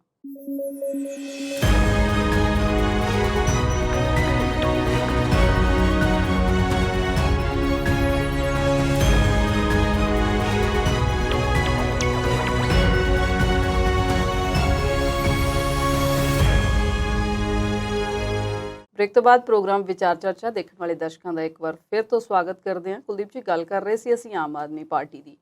ਅੱਜ ਅਰਵਿੰਦ ਕੇਜਰੀਵਾਲ ਤੇ ਭਗਵੰਤ ਮਾਨ ਜਲੰਧਰ ਆਏ ਸੀ, ਉਹਨਾਂ ਨੇ ਹਰੀ ਝੰਡੀ ਦੇਤੀ ਸਰਕਾਰੀ ਬੱਸਾਂ ਨੂੰ ਵੀ ਚਲੋ ਦੌੜੋ ਹੁਣ ਦਿੱਲੀ ਏਅਰਪੋਰਟ ਵੱਲ। ਕੀ ਲੋਕਾਂ ਦੀ ਲੁੱਟ ਖਸੁੱਟ ਹੁਣ ਜਿਹੜੀ ਉਹ ਘੱਟ ਹੋ ਜੂਗੀ, ਲੋਕ ਸੌਖੇ ਹੋ ਜਾਣਗੇ, ਦੇਣਗੇ ਸ਼ਾਬਾਸ਼ ਸਰਕਾਰ ਨੂੰ? ਲੱਗਦਾ ਇਸ ਤਰ੍ਹਾਂ ਹੀ ਆ। ਉਹ ਇਸ ਕਰਕੇ ਕਿਉਂਕਿ ਇੱਕ ਕੰਪਨੀ ਦੀ ਜਾਂ ਇੱਕ ਜਾਂ 2 ਕੰਪਨੀਆਂ ਦੀ ਇਜਾਰੇਦਾਰੀ ਸੀ, ਉਹਨਾਂ ਵੱਲੋਂ ਮਰਜ਼ੀ ਨਾਲ ਜਿਹੜਾ ਸੀ ਉਹ ਕਿਰਾਇਆ ਵਸੂਲਿਆ ਜਾਂਦਾ ਸੀ, ਜਿਸ ਦੀ ਕੀਮਤ 2500 ਰੁਪਏ ਤੋਂ ਲੈ ਕੇ 2800-2900 ਤੱਕ ਸੀ ਜੀ। ਹੁਣ ਮੁਕਾਬਲੇ ਦੇ ਵਿੱਚ ਜਦੋਂ ਕੋਈ ਆ ਜਾਂਦਾ ਹੈ, ਫਿਰ ਫਰਕ ਤਾਂ ਪੈਂਦਾ ਹੈ। ਟੈਲੀਕਾਮ ਸੈਕਟਰ ਦੇ ਵਿੱਚ ਅਸੀਂ ਇਸ ਤਰ੍ਹਾਂ ਵੇਖਿਆ। ਪਰ ਇਹ ਗੱਲ ਇਹ ਹੈ ਕਿ ਇੰਨਾ ਸਮਾਂ ਕਿਉਂ ਲੱਗਾ? ਦਮਗਜੇ ਤੇ ਸਾਰਿਆਂ ਨੇ ਮਾਰੇ, ਗੱਲਾਂ ਤੇ ਸਾਰਿਆਂ ਨੇ ਕੀਤੀਆਂ। ਅੱਜ ਇਹ ਕੰਮ ਹੋਣਾ ਸੀ। ਪਰ ਇਹ ਬੜਾ ਇੰਟਰਸਟਿੰਗ ਫੈਕਟ ਹੈ ਕਿ ਇਹ ਕੰਮ ਜਲੰਧਰ ਸ਼ਹਿਰ ਦੇ ਵਿੱਚ ਆ ਕੇ ਕੀਤਾ ਗਿਆ, ਔਰ ਉੱਥੇ ਕੀਤਾ ਗਿਆ ਜਿੱਥੇ ਇੱਕ ਬੜੀ ਨਾਮੀ ਟਰਾਂਸਪੋਰਟ ਕੰਪਨੀ ਜਿਹੜੀ ਹੈ, ਜਿਸ ਦਾ ਨਾਮ ਲੈ ਕੇ ਜਿਹੜਾ ਸੀ ਪਿਛਲੇ ਸਾਲਾਂ ਵਿੱਚ ਪ੍ਰਚਾਰ ਵੀ ਹੋਇਆ ਅਤੇ ਉਹਨਾਂ ਦੇ ਬਾਰੇ ਇਹ ਵੀ ਆਖਿਆ ਗਿਆ ਕਿ ਉਹ ਸਾਰਾ ਕੰਟਰੋਲ ਦਿੱਲੀ ਏਅਰਪੋਰਟ ਨੂੰ ਜਾਣ ਦਾ ਜਿਹੜਾ ਉਹਨਾਂ ਦੇ ਕੋਲ ਹੀ ਹੈ। ਉਹਨਾਂ ਬਾਰੇ ਇਹ ਵੀ ਆਖਿਆ ਗਿਆ ਕਿ ਪਰਮਿਟ ਉਹਨਾਂ ਕੋਲ ਹੋਰ ਕਿਸਮ ਦਾ ਹੈ ਅਤੇ ਉਹ ਦਿੱਲੀ ਏਅਰਪੋਰਟ 'ਤੇ ਗੈਰ ਕਾਨੂੰਨੀ ਤਰੀਕੇ ਨਾਲ ਸਵਾਰੀਆਂ ਲੈ ਕੇ ਜਾਂਦੇ ਨੇ। ਚਲੋ, ਪਰਮਿਟ ਕਿਹੜਾ ਇਹ ਸਰਕਾਰਾਂ ਨੇ ਤੈਅ ਕਰਨਾ ਹੈ, ਉਹਨਾਂ ਨੇ ਘੋਖ ਕਰਨੀ, ਅਸੀਂ ਤਾਂ ਪਰਮਿਟ ਵੇਖਿਆ ਨਹੀਂ। ਪਰ ਬਿਲਕੁਲ ਉਸ ਦੇ ਨਜ਼ਦੀਕ ਉਸੇ ਜਿਸ ਜਗ੍ਹਾ ਤੇ ਉਦਘਾਟਨ ਕੀਤਾ ਗਿਆ ਨਜ਼ਦੀਕ ਹੀ ਦੂਸਰੀ ਕੰਪਨੀ ਦਾ ਦਫ਼ਤਰ ਹੈ ਜਿਨ੍ਹਾਂ ਦੀ ਇਜਾਰੇਦਾਰੀ ਹੈ ਹੁਣ ਤੱਕ ਦੀ। ਮੈਂ ਇੱਕ ਉਦਾਹਰਨ ਦੇਣੀ ਚਾਹੁੰਦਾ ਪਰਸਨਲ ਐਕਸਪੀਰੀਅੰਸ ਦੇ ਥਰੂ। ਉਹ ਇਹ ਹੈ ਕਿ ਕੁਝ ਸਾਲ ਪਹਿਲਾਂ ਪੰਜਾਬ ਵਿੱਚ ਕਿਸੇ ਕਾਰਨ ਇੱਕ ਹਾਲਾਤ ਇਹੋ ਜਿਹਾ ਬਣੇ ਕਿ ਕਰਫਿਊ ਵਗੈਰਾ ਲੱਗ ਗਿਆ। ਥੋੜ੍ਹੇ ਸਮੇਂ ਲਈ ਕਰਫਿਊ ਲੱਗਾ, ਕਿਤੇ ਖੁੱਲ੍ਹ ਗਿਆ। ਅਤੇ ਜਦੋਂ ਕਿਸੇ ਨੇ ਜਾਣਾ ਸੀ ਅਤੇ ਉਹਨਾਂ ਨੇ ਕਨਫਰਮ ਕਰਨ ਲਈ ਪੁੱਛਿਆ ਉਸ ਇੱਕ ਕੰਪਨੀ ਦੇ ਦਫ਼ਤਰ ਦੇ ਵਿੱਚ ਕਿ ਤੁਹਾਡੀ ਬੱਸ ਜਾਵੇਗੀ ਕਿ ਨਹੀਂ ਜਾਵੇਗੀ। ਉਹ ਕਹਿੰਦੇ ਜੀ ਇਸ ਨੂੰ ਰੋਕਣ ਵਾਲਾ ਕੌਣ ਜੰਮਿਆ, ਇਸ ਦੇ ਅੱਗੇ ਤੇ 2-3 ਪੁਲਿਸ ਦੀਆਂ ਗੱਡੀਆਂ ਜਾਣਗੀਆਂ ਅਤੇ ਕੋਈ ਪ੍ਰੋਬਲਮ ਨਹੀਂ ਆ ਗਈ, ਤੁਸੀਂ ਮਜ਼ੇ ਨਾਲ ਆਓ ਅਤੇ ਜਾਓ। ਇਸੇ ਤਰ੍ਹਾਂ ਹੀ ਚੱਲਦਾ ਸੀ। ਬਿਲਕੁਲ ਸਰਕਾਰੀ ਪ੍ਰੋਟੈਕਸ਼ਨ ਦੇ ਤਹਿਤ ਉਹਨਾਂ ਨੂੰ ਸਾਂਭਿਆ ਗਿਆ, ਪਹੁੰਚਾਇਆ ਗਿਆ ਸਮੇਂ 'ਤੇ। ਔਰ ਇਹ ਟਰਾਂਸਪੋਰਟ ਅੱਜ ਤੱਕ ਬੜੀ ਟੌਰ ਨਾਲ ਚੱਲਦੀ ਰਹੀ ਹੈ। ਚਲੋ ਜੇ ਪਰਮਿਟ ਹੈ ਉਹਨਾਂ ਕੋਲ ਚਲਾਉਣ, ਕੋਈ ਹਰਜ ਨਹੀਂ ਇਸ ਗੱਲ ਵਿੱਚ, ਪਰ ਬਾਕੀਆਂ ਨੂੰ ਵੀ ਮੌਕਾ ਮਿਲਣਾ ਚਾਹੀਦਾ ਹੈ। ਇੱਕ ਕੋਲ ਇਜਾਰੇਦਾਰੀ ਕਿਉਂ ਹੋਵੇ? ਇੱਕ ਪਾਸੇ ਤਾਂ ਤੁਸੀਂ ਦਾਅਵੇ ਕਰਦੇ ਰਹੇ ਕਿ ਅਸੀਂ ਬਠਿੰਡੇ ਦੀ ਏਅਰਪੋਰਟ ਬਣਾਤੀ, ਅੰਮ੍ਰਿਤਸਰ ਦੀ ਬਣਾਤੀ, ਮੋਹਾਲੀ ਦੀ ਬਣਾਤੀ, ਅਪਗ੍ਰੇਡ ਕਰ ਦਿੱਤੀਆਂ ਅਤੇ ਕੇਂਦਰ ਸਰਕਾਰ ਨੂੰ ਕਹੋ ਇੱਥੋਂ ਫਲਾਈਟਾਂ ਚਲਾਉਣ। ਅਤੇ ਦੂਜੇ ਪਾਸੇ ਜਿਹੜੀ ਇੱਕ ਬੱਸਾਂ ਜਿਹੜੀ ਸਵਾਰੀਆਂ ਲੈ ਕੇ ਜਾ ਰਹੀ ਹੈ ਦਿੱਲੀ ਏਅਰਪੋਰਟ ਨੂੰ, ਉਸ ਵਿੱਚ ਹਿੱਸੇਦਾਰੀ ਹੈ, ਉਹ ਆਪਣੀ ਮਲਕੀਅਤ ਹੈ। ਦੋਵੇਂ ਗੱਲਾਂ ਪਰਸਪਰ ਵਿਰੋਧੀ ਤਾਂ ਹੋ ਜਾਂਦੀਆਂ ਨਾ। ਇਹ ਕਿਵੇਂ ਤੁਸੀਂ ਇਹਨਾਂ ਨੂੰ ਜਿਹੜਾ ਬੈਲੈਂਸ ਬਣਾਓਗੇ ਅਤੇ ਕਿਵੇਂ ਯਕੀਨ ਕੀਤਾ ਜਾਵੇ ਕਿ ਤੁਸੀਂ ਉਹ ਦੂਸਰੇ ਪਾਸੇ ਵੱਲ ਨੂੰ ਸੁਹਿਰਦਤਾ ਨਾਲ ਸੋਚ ਰਹੇ ਹੋ? ਖੈਰ ਉਹ ਕੰਮ ਅੱਜ ਤੱਕ ਨਹੀਂ ਹੋਇਆ ਅਤੇ ਇੰਨੇ ਠੰਡੇ ਬਸਤੇ ਵਿੱਚ ਪਿਆ ਹੋਇਆ ਹੈ ਕਿ ਜਿਸ ਦੇ ਬਾਰੇ ਅਜੇ ਸੋਚਣਾ ਵੀ ਵਾਜਬ ਨਹੀਂ। ਅਜੇ ਇੰਟਰਨੈਸ਼ਨਲ ਫਲਾਈਟਾਂ ਇੱਥੋਂ ਚੱਲਣ ਦੀ ਕੋਈ ਬਹੁਤੀ ਸੰਭਾਵਨਾ ਨਹੀਂ ਹੈ। ਕੋਈ ਇੱਕ ਅੱਧੀ ਫਲਾਈਟ ਕਿਸੇ ਕੰਟਰੀ ਨੂੰ ਸ਼ੁਰੂ ਹੋ ਜਾਵੇ ਤਾਂ ਮੈਂ ਕਹਿ ਨਹੀਂ ਸਕਦਾ ਜੀ, ਪਰ ਅਜੇ ਵੱਡੀ ਸੰਭਾਵਨਾ ਕੋਈ ਨਹੀਂ। ਗੱਲ ਇਹਨਾਂ ਬੱਸਾਂ ਦੀ ਕਰਦੇ ਹਾਂ। ਪੰਜਾਬ ਸਰਕਾਰ ਨੇ ਪਹਿਲ ਕੀਤੀ ਹੈ। ਅਰਵਿੰਦ ਕੇਜਰੀਵਾਲ ਅਤੇ ਭਗਵੰਤ ਮਾਨ ਨੇ ਇਸ ਨੂੰ ਵੱਡਾ ਇਸ਼ੂ ਬਣਾ ਕੇ ਪੇਸ਼ ਕੀਤਾ। ਉਹਨਾਂ ਨੇ ਕਿਹਾ ਕਿ ਜੋ ਲੁੱਟ ਖਸੁੱਟ ਹੁੰਦੀ ਰਹੀ ਹੈ ਉਹ ਬੰਦ ਹੋਵੇਗੀ ਅਤੇ ਅਸੀਂ ਸਰਕਾਰੀ ਬੱਸਾਂ ਦੀ ਇੱਕ ਫਲੀਟ ਜਿਹੜਾ ਅਸੀਂ ਤਿਆਰ ਕੀਤਾ ਹੈ, ਇਸ ਦਾ ਅਸੀਂ ਅੱਧਾ ਕਿਰਾਇਆ ਜਿਹੜਾ ਰੱਖਿਆ ਗਿਆ। ਅੰਮ੍ਰਿਤਸਰ ਤੋਂ ਜਿਹੜਾ ਤਕਰੀਬਨ 1300 ਰੁਪਏ 1390 ਰੁਪਏ ਕਿਰਾਇਆ, ਅਤੇ ਦੂਸਰੇ ਸ਼ਹਿਰਾਂ ਤੋਂ ਜਿੱਥੋਂ ਚੱਲੇਗੀ 1170 ਰੁਪਏ ਦੇ ਆਸ-ਪਾਸ ਕਿ ਕਿਰਾਇਆ ਜਿਹੜਾ ਹੈ ਉਹ ਹੋਵੇਗਾ। ਇੱਕ ਮੈਂ ਬੇਨਤੀ ਕਰਨੀ ਚਾਹੁੰਦਾ ਕਿ ਸਾਰਾ ਮੀਡੀਆ ਅਤੇ ਸਾਰੇ ਸਾਡੇ ਪੱਤਰਕਾਰ ਵੀਰ ਭਾਈਚਾਰਾ ਜਿੰਨੇ ਹਨ ਉਹ ਸਾਰੇ ਕਹਿ ਰਹੇ ਨੇ ਕਿ ਵੋਲਵੋ ਬੱਸਾਂ ਸ਼ੁਰੂ ਹੋਣਗੀਆਂ, ਵੋਲਵੋ ਸ਼ੁਰੂ। ਠੀਕ ਹੈ, ਵੋਲਵੋ ਸ਼ੁਰੂ ਹੋਣਗੀਆਂ, ਪਰ ਇਹ ਲਫ਼ਜ਼ ਥੋੜ੍ਹਾ ਜਿਹਾ ਦਰੁਸਤ ਕਰ ਲਈਏ। ਕਹਿ ਲਓ ਕਿ ਲਗਜ਼ਰੀ ਬੱਸਾਂ ਕਹਿ ਲਓ, ਕੋਈ ਏਅਰ ਸਸਪੈਂਸ਼ਨ ਤਕਨੀਕ ਵਾਲੀਆਂ ਬੱਸਾਂ ਕਹਿ ਲਓ, ਕਿ ਵਧੀਆ ਏਅਰ ਕੰਡੀਸ਼ਨਡ ਬੱਸਾਂ ਕਹਿ ਲਓ, ਇਸ ਤਰ੍ਹਾਂ ਦਾ ਲਫ਼ਜ਼ ਵਰਤ ਲਓ। ਇੱਕ ਕੰਪਨੀ ਦੀਆਂ ਬੱਸਾਂ ਸ਼ਾਇਦ ਉਹ ਖਰੀਦ ਲਈਆਂ ਹੋਣਗੀਆਂ, ਪਰ ਜ਼ਰੂਰੀ ਨਹੀਂ ਕਿ ਅਸੀਂ ਉਹਨਾਂ ਨੂੰ ਉਸ ਨਾਮ ਨਾਲ ਜਿਹੜਾ ਬੁਲਾਈਏ ਅਤੇ ਉਸੇ ਗੱਲ ਨੂੰ ਪ੍ਰਚਲਿਤ ਕਰਦੇ ਜਾਈਏ ਜਿਵੇਂ ਹੋਰ ਵੀ ਕਈ ਇਸ ਤਰ੍ਹਾਂ ਦੇ ਮੁੱਦੇ ਨੇ। ਚਲੋ ਉੱਧਰੋਂ ਨਾ ਜਾਈਏ, ਪਰ ਸਰਕਾਰ ਨੇ ਪੰਜਾਬ ਦੇ 4-5 ਸ਼ਹਿਰਾਂ ਤੋਂ ਇਹ ਸੇਵਾ ਸ਼ੁਰੂ ਕਰ ਦਿੱਤੀ ਹੈ। ਜਲੰਧਰ ਨੂੰ ਮੁੱਖ ਕੇਂਦਰ ਬਣਾ ਕੇ ਅੱਜ ਪੇਸ਼ ਕੀਤਾ ਗਿਆ, ਪਰ ਥੋੜ੍ਹਾ ਜਿਹਾ ਸਨਸਨੀ ਵੀ ਫੈਲਾਈ ਸ਼ਹਿਰ ਦੇ ਵਿੱਚ ਜਦੋਂ ਕੁਝ ਗੱਲਾਂ ਇਹੋ ਜਿਹੀਆਂ ਹੋਈਆਂ। ਇਲਾਕੇ ਦੇ ਲੋਕਾਂ ਦੇ ਹਥਿਆਰ ਜਮ੍ਹਾਂ ਕਰਾ ਲਿਆ ਗਿਆ ਕਿ ਮੁੱਖ ਮੰਤਰੀ ਨੇ ਆਉਣਾ, ਮੀਡੀਆ ਨੂੰ ਬਹੁਤਾ ਨੇੜੇ ਨਹੀਂ ਫਟਕਣ ਦਿੱਤਾ ਗਿਆ, ਅਤੇ ਨਾਲ ਜਿਹੜਾ ਸੀ ਉਹ ਕੁਛ ਇਹੋ ਜਿਹੀਆਂ ਗੱਲਾਂ ਵੀ ਦੱਸੀਆਂ ਗਈਆਂ ਕਿ ਜਲੰਧਰ ਦੇ ਵਿੱਚ ਕਈ ਜਗ੍ਹਾ 'ਤੇ ਉਹਦੇ ਆਉਣ ਤੋਂ ਪਹਿਲਾਂ ਖਾਲਿਸਤਾਨ ਜ਼ਿੰਦਾਬਾਦ ਦੇ ਨਾਅਰੇ ਵੀ ਜਿਹੜੇ ਸੀ ਉਹ ਲਿਖੇ ਗਏ। ਖੈਰ ਵੱਖਰੀ ਗੱਲ ਹੈ। ਹੁਣ ਇਹਦੇ ਨਾਲ ਹੋਵੇਗਾ ਕੀ? ਇਜਾਰੇਦਾਰੀ ਖਤਮ ਹੋਵੇਗੀ ਇੱਕ ਕੰਪਨੀ ਦੀ, ਉਸ ਵਿੱਚ ਮੁਕਾਬਲਾ ਆਵੇਗਾ, ਮੁਕਾਬਲੇ ਵਿੱਚ ਉਹ ਵੀ ਬਿਹਤਰ ਕਰਨਗੇ, ਲੋਕਾਂ ਕੋਲ ਚੋਇਸ ਹੋਵੇਗੀ, ਉਹ ਜਿੱਧਰ ਮਰਜ਼ੀ ਜਾਣ। ਦੂਸਰਾ ਇਹ ਹੈ ਕਿ ਇਹ ਕੰਪੀਟੀਸ਼ਨ ਦੇ ਮਾਹੌਲ ਦੇ ਵਿੱਚ ਆਮ ਲੋਕਾਂ ਨੂੰ ਥੋੜ੍ਹਾ ਜਿਹਾ ਰਾਹਤ ਦੀ ਸਾਹ ਮਿਲੇਗੀ। ਪਰ ਗੱਲ ਇੱਕ ਹੈ ਕਿ ਜੋ ਅੱਜ ਤੱਕ ਦਾ ਰੋਡਵੇਜ਼ ਦਾ ਜਾਂ ਪੈਪਸੂ ਦਾ ਜਾਂ ਸਰਕਾਰੀ ਬੱਸਾਂ ਦਾ ਹਾਲ ਰਿਹਾ, ਰਿਕਾਰਡ ਰਿਹਾ, ਉਹ ਪਹਿਲਾਂ ਵੀ ਇਹ ਕੋਸ਼ਿਸ਼ ਹੋ ਚੁੱਕੀ ਹੈ ਕਿ ਇਸ ਤਰ੍ਹਾਂ ਦਿੱਲੀ ਨੂੰ ਬੱਸਾਂ ਚਲਾਈਆਂ ਜਾਣ, ਪਰ ਉਹ ਏਅਰਪੋਰਟ 'ਤੇ ਨਹੀਂ ਸੀ ਜਾਂਦੀਆਂ, ਟਿਕਾਣੇ 'ਤੇ ਜਿੱਥੇ ਦੂਸਰੀਆਂ ਇਜਾਰੇਦਾਰੀ ਵਾਲੀਆਂ ਬੱਸਾਂ ਜਿਹੜੀਆਂ ਜਾਂਦੀਆਂ ਸੀ ਇੱਕ ਕੰਪਨੀ ਦੀਆਂ, ਉੱਥੇ ਹੁਣ ਇਹ ਜਾਣਗੀਆਂ। ਪਰ ਇਹ ਅਜੇ ਟੈਸਟਿੰਗ ਆ, 1-2 ਦਿਨ ਜਾਂ ਹਫ਼ਤਾ ਜਾਂ 10 ਦਿਨ ਜਾਂ ਮਹੀਨੇ ਦੇ ਵਿੱਚ ਸਮੱਸਿਆਵਾਂ ਜਿਹੜੀਆਂ ਨੇ ਨਿਕਲ ਕੇ ਸਾਹਮਣੇ ਆਉਣਗੀਆਂ। ਇਹਨਾਂ ਨੂੰ ਸਰਕਾਰ ਨੂੰ ਬਹੁਤ ਜਲਦੀ ਦਰੁਸਤ ਕਰਨਾ ਪਏਗਾ। ਜੇ ਇਸ ਵਿੱਚ ਕੋਈ ਊਣਤਾਈ ਆ ਜਾਂਦੀ ਹੈ ਅਤੇ ਜਾਂ ਲੋਕਾਂ ਦੇ ਮਨਾਂ ਵਿੱਚ ਇੱਕ ਵਾਰੀ ਫਿਰ ਵਹਿਮ ਪੈ ਜਾਂਦਾ ਕਿ ਇਹ ਤਾਂ ਸਰਕਾਰੀ ਕੰਮ ਹੈ ਜੀ, ਇਹਦੇ ਵਿੱਚ ਇਹੋ ਹੀ ਹਾਲ ਹੁੰਦੇ ਨੇ, ਅਤੇ ਫਿਰ ਉਹ ਮਾੜੀ ਗੱਲ ਹੋਵੇਗੀ। ਮੈਂ ਸਮਝਦਾ ਕਿ ਪਹਿਲ ਕਦਮੀ ਹੈ, ਚੰਗੀ ਹੈ, ਅਤੇ ਸਰਕਾਰ ਨੂੰ ਪਰ ਪੱਬਾਂ ਭਾਰ ਰਹਿਣਾ ਪਏਗਾ। ਇਹਨਾਂ ਬੱਸਾਂ ਨੂੰ ਜਿਹੜੇ ਉਹਨਾਂ ਦੇ ਮੁਲਾਜ਼ਮ ਨੇ, ਉਹਨਾਂ ਦੀ ਬੋਲ ਬਾਣੀ, ਕਿੱਥੇ ਰੁਕਦੇ ਨੇ, ਕਿਹੋ ਜਿਹਾ ਬਾਥਰੂਮ ਉੱਥੇ ਹੁੰਦੇ ਨੇ, ਕਿਹੋ ਜਿਹੀ ਸਰਵਿਸ ਹੈ, ਔਰ ਕਿਵੇਂ ਬਿਠਾਇਆ ਜਾਂਦਾ ਹੈ। ਜਿੱਥੇ ਅੱਡੇ ਨੇ ਬਣੇ ਹੋਏ ਜਿੱਥੋਂ ਸਵਾਰੀਆਂ ਨੂੰ ਚੱਕਣਾ, ਕੀ ਉਹੀ ਕੰਮ ਤਾਂ ਨਾ ਹੋਵੇਗਾ ਕਿ ਸੜਕਾਂ ਦੇ ਕੰਢਿਆਂ 'ਤੇ ਉਹ ਅਟੈਚੀ ਰੱਖ ਕੇ ਮੁਸਾਫਰ ਜਿਹੜੇ ਨੇ ਉਹ ਬੈਠੇ ਰਹਿਣ। ਇਹ ਥੋੜ੍ਹਾ ਜਿਹਾ ਦੇਖਣਾ ਪਏਗਾ ਉਹਨਾਂ ਵਾਸਤੇ, ਪ੍ਰੋਪਰ ਵੇਟਿੰਗ ਰੂਮ ਜਾਂ ਕੋਈ ਹੋਰ ਫੈਸਿਲਿਟੀ ਜਿਹੜੀ ਹੈ ਉਹ ਦੇਣੀ ਪਏਗੀ। ਇਹੋ ਜਿਹੀ ਤਿਆਰੀ ਸਰਕਾਰ ਨੂੰ ਕਰਨੀ ਪਏਗੀ ਕਿ ਅਜੇ ਕੁਝ ਦਿਨਾਂ ਦੇ ਵਿੱਚ ਅਸੀਂ ਵੀ ਰਿਪੋਰਟਾਂ ਇਸ ਗੱਲ ਦੀਆਂ ਦੇਵਾਂਗੇ ਕਿ ਕਿਹੋ ਜਿਹੀ ਤਿਆਰੀ ਹੈ, ਜਾਂ ਫਿਰ ਅਜੇ ਸਿਰਫ ਜਿਹੜਾ ਇੱਕ ਸ਼ੋਸ਼ਾ ਛੱਡਿਆ ਗਿਆ। ਕੇਜਰੀਵਾਲ ਸਾਹਿਬ ਅੱਜ ਕਹਿੰਦੇ ਵੀ ਉਹ ਕੰਮ ਜਿਹੜੇ 70 ਸਾਲਾਂ 'ਚ ਨਹੀਂ ਸੀ ਹੋਏ ਨਾ, ਅਸੀਂ 3 ਮਹੀਨਿਆਂ 'ਚ ਕਰਦੇ ਨੇ। ਇੱਕ ਵਾਅਦਾ ਅਸੀਂ ਕਹਿੰਦੇ ਪੂਰਾ ਕਰਨਾ ਆ, ਭ੍ਰਿਸ਼ਟਾਚਾਰ ਤੋਂ ਪੰਜਾਬ ਨੂੰ ਮੁਕਤ ਕਰ ਦੇਣਾ, ਰੰਗਲਾ ਪੰਜਾਬ ਅਸੀਂ ਬਣਾ ਦੇਣਾ, ਮਾਫੀਏ ਤੋਂ ਅਸੀਂ ਜਾਨ ਛਡਾ ਦੇਣੀ ਪੰਜਾਬ ਦੀ, ਤੇ ਗੈਂਗਸਟਰ ਨੂੰ ਸਪੋਰਟ ਕਰਨ ਵਾਲਾ ਕੋਈ ਬੰਦਾ ਸਾਡੀ ਸਰਕਾਰ 'ਚ ਨਹੀਂ ਹੈਗਾ। ਕਾਫੀ ਉਹਨਾਂ ਨੇ ਆਪਣੀ ਪਿੱਠ ਥਾਪੜੀ ਆ, ਲੀਡਰੀ ਚਮਕਾ ਗਏ ਨੇ ਕਿ ਹੈਗਾ ਕੋਈ ਦਮਖਮ ਇਹਨਾਂ ਗੱਲਾਂ 'ਚ? ਇੰਨਾ ਜ਼ਿਆਦਾ ਨਹੀਂ ਮੈਂ ਕਹਿ ਸਕਦਾ ਕਿ 70 ਸਾਲਾਂ ਵਿੱਚ ਉਹ ਕੰਮ ਨਹੀਂ ਹੋਏ ਜਿਹੜੇ ਅਸੀਂ 3 ਕੁ ਮਹੀਨਿਆਂ 'ਚ ਕਰ ਦਿੱਤੇ ਨੇ। ਇਹ ਤੇ ਚੰਨੀ ਸਾਹਿਬ ਵੀ ਕਹਿੰਦੇ ਸੀ ਕਿ ਉਹ ਅਸੀਂ 4-5 ਮਹੀਨਿਆਂ ਦੇ ਵਿੱਚ ਇੰਨੇ ਕੰਮ ਕਰ ਦਿੱਤੇ ਜਿਹੜੇ ਇੰਨੇ ਸਾਲਾਂ 'ਚ ਨਹੀਂ ਹੋਏ। ਇਹ ਲੋਕਾਂ ਨੇ ਦੱਸਣਾ। ਸੰਗਰੂਰ ਉਪਚੋਣ ਹੋ ਰਹੀ ਹੈ, ਹੋਰ ਹੋਣਗੀਆਂ ਇੱਥੇ, ਹੋਰ ਬਹੁਤ ਕਿਸਮ ਦਾ ਇੱਥੇ ਅਜੇ ਲੋਕਾਂ ਨੇ ਫੀਡਬੈਕ ਦੇਣੀ ਹੈ ਸਰਕਾਰ ਨੂੰ ਸਮਾਂ ਦਿੱਤਾ ਹੋਇਆ, ਪਰ ਆਪਣੀ ਪਿੱਠ ਅਜੇ ਥਾਪਣੀ ਜ਼ਰੂਰੀ ਨਹੀਂ। ਹਾਂ, ਜਿਹੜੇ ਵਾਅਦੇ ਕਰਕੇ ਗਏ ਨੇ, ਮੈਂ ਸਮਝਦਾ ਕਿ ਉਹਨਾਂ ਨੂੰ ਕਾਪੀ 'ਤੇ ਲਿਖ ਲੈਣਾ ਚਾਹੀਦਾ। ਇਹ ਕਿ ਜਿਹੜੇ ਉਹਨਾਂ ਨੇ ਵਾਅਦੇ ਕੀਤੇ ਨੇ ਕਿ ਸਾਡੇ ਗੈਂਗਸਟਰਾਂ ਨਾਲ ਸੰਬੰਧ ਨਹੀਂ ਹੋਣਗੇ, ਸਾਡੀ ਸਰਕਾਰ 'ਚ ਕਰਪਸ਼ਨ ਨਹੀਂ ਹੋਵੇਗੀ, ਆਹ ਨਹੀਂ ਹੋਵੇਗਾ, ਉਹ ਨਹੀਂ ਹੋਵੇਗਾ, ਇਹ ਸਾਰੀਆਂ ਗੱਲਾਂ ਜੇ ਤਾਂ ਉਹ ਉੱਪਰੋਂ ਕਰਕੇ ਗਏ ਨੇ, ਫਿਰ ਲੋਕਾਂ ਨੇ ਪਤਾ ਲੱਗ ਜਾਣਾ ਹੈ। ਥੋੜ੍ਹੇ ਸਮੇਂ ਦੀ ਗੱਲ ਹੈ, ਪਰ ਮੈਨੂੰ ਲੱਗਦਾ ਹੈ ਕਿ ਇਸ ਪਾਸੇ ਵੱਲ ਨੂੰ ਕੰਮ ਹੋ ਰਿਹਾ। ਪਰ 70 ਸਾਲਾਂ ਵਾਲੇ ਕੰਮ 3 ਮਹੀਨੇ ਵਿੱਚ ਇਹੋ ਜਿਹੀ ਗੱਲ ਜਿਹੜੀ ਹੈ, ਇਹੋ ਜਿਹਾ ਕੰਪੈਰੀਜ਼ਨ ਜਿਹੜਾ ਹੈ, ਇਸ ਤੋਂ ਬਚਣਾ ਚਾਹੀਦਾ, ਇਸ ਤੋਂ ਗੁਰੇਜ਼ ਕਰਨਾ ਚਾਹੀਦਾ। ਇੱਕ ਚੀਜ਼ ਮੈਂ ਥੋੜ੍ਹੀ ਜਿਹੀ ਭੁੱਲ ਗਿਆ ਸਾਂ ਕਿ ਜੋ ਇਹ ਪੰਜਾਬ ਸਰਕਾਰ ਨੇ ਬੱਸਾਂ ਚਲਾਈਆਂ ਨੇ, ਇਹ ਪੰਜਾਬ ਸਰਕਾਰ ਲਈ ਵੀ ਇਮਤਿਹਾਨ ਹੈ ਤੇ 2 ਹੋਰ ਇਹ ਸਰਕਾਰਾਂ ਦਾ, ਬਲਕਿ ਇੱਕ ਸਰਕਾਰ ਦਾ ਤੇ ਇੱਕ ਪੁਲਿਸ ਫੋਰਸ ਦਾ ਇਮਤਿਹਾਨ ਵੀ ਹੈ। ਉਸ ਵਿੱਚ ਉਹ ਹੈ ਹਰਿਆਣਾ ਦੀ ਸਰਕਾਰ, ਹਰਿਆਣੇ ਦੀ ਪੁਲਿਸ ਤੇ ਦਿੱਲੀ ਪੁਲਿਸ।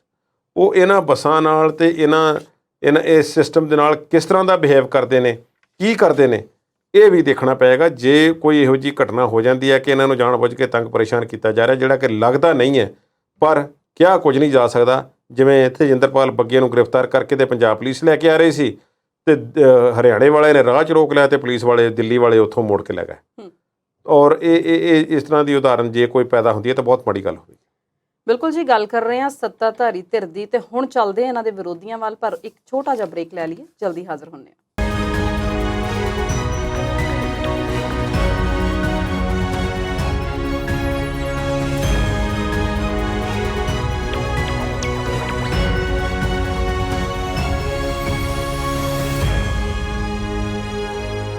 ਬ੍ਰੇਕ ਤੋਂ ਬਾਅਦ ਦਰਸ਼ਕਾਂ ਦਾ ਇੱਕ ਵਾਰ ਫਿਰ ਤੋਂ ਸਵਾਗਤ ਕਰਦੇ ਹਾਂ। ਕੁਲਦੀਪ ਜੀ, ਗੱਲ ਕਰਦੇ ਹੁਣ ਕਾਂਗਰਸ ਪ੍ਰਧਾਨ ਰਾਜਾ ਵੜਿੰਗ ਦੀ। ਜਦੋਂ ਮੂਸੇਵਾਲਾ ਦਾ ਕਤਲ ਹੁੰਦਾ ਤੇ ਸਭ ਤੋਂ ਅੱਗੇ ਭੁੜਕਦੇ ਨਜ਼ਰ ਆਏ ਰਾਜਾ ਵੜਿੰਗ। ਲੋਕਾਂ ਨੇ ਰੋਟੀਆਂ ਸੇਕੀਆਂ ਪਰ ਇਹਨਾਂ ਨੇ ਰਾੜੀਆਂ। ਇਹ ਉਹ ਸ਼ਖਸ ਸੀ ਜਿਹਨੇ ਮੂਸੇਵਾਲਾ ਦੇ ਪਿਤਾ ਦੀ ਸਿਆਸਤ 'ਚ ਆਉਣ ਦੀ ਸਭ ਤੋਂ ਪਹਿਲਾਂ ਗੱਲ ਛੇੜੀ ਸੀ। ਬਾਅਦ 'ਚ ਗੱਲ ਬਣੀ ਨਹੀਂ, ਉਹ ਵੱਖਰੀ ਗੱਲ ਸੀ। ਮੂਸੇਵਾਲਾ ਦਾ ਪਿਤਾ ਭੋਗ ਤੇ ਸਟੇਜ ਤੇ ਖੜਾ ਹੋ ਕੇ ਕਹਿੰਦਾ ਵੀ ਪੰਜਾਬ ਸਰਕਾਰ ਤੇ ਭਰੋਸਾ ਕਰਦੇ ਆ, ਇੰਤਜ਼ਾਰ ਕਰਾਂਗੇ, ਉਹ ਸਾਨੂੰ ਇਨਸਾਫ ਦਿਓ।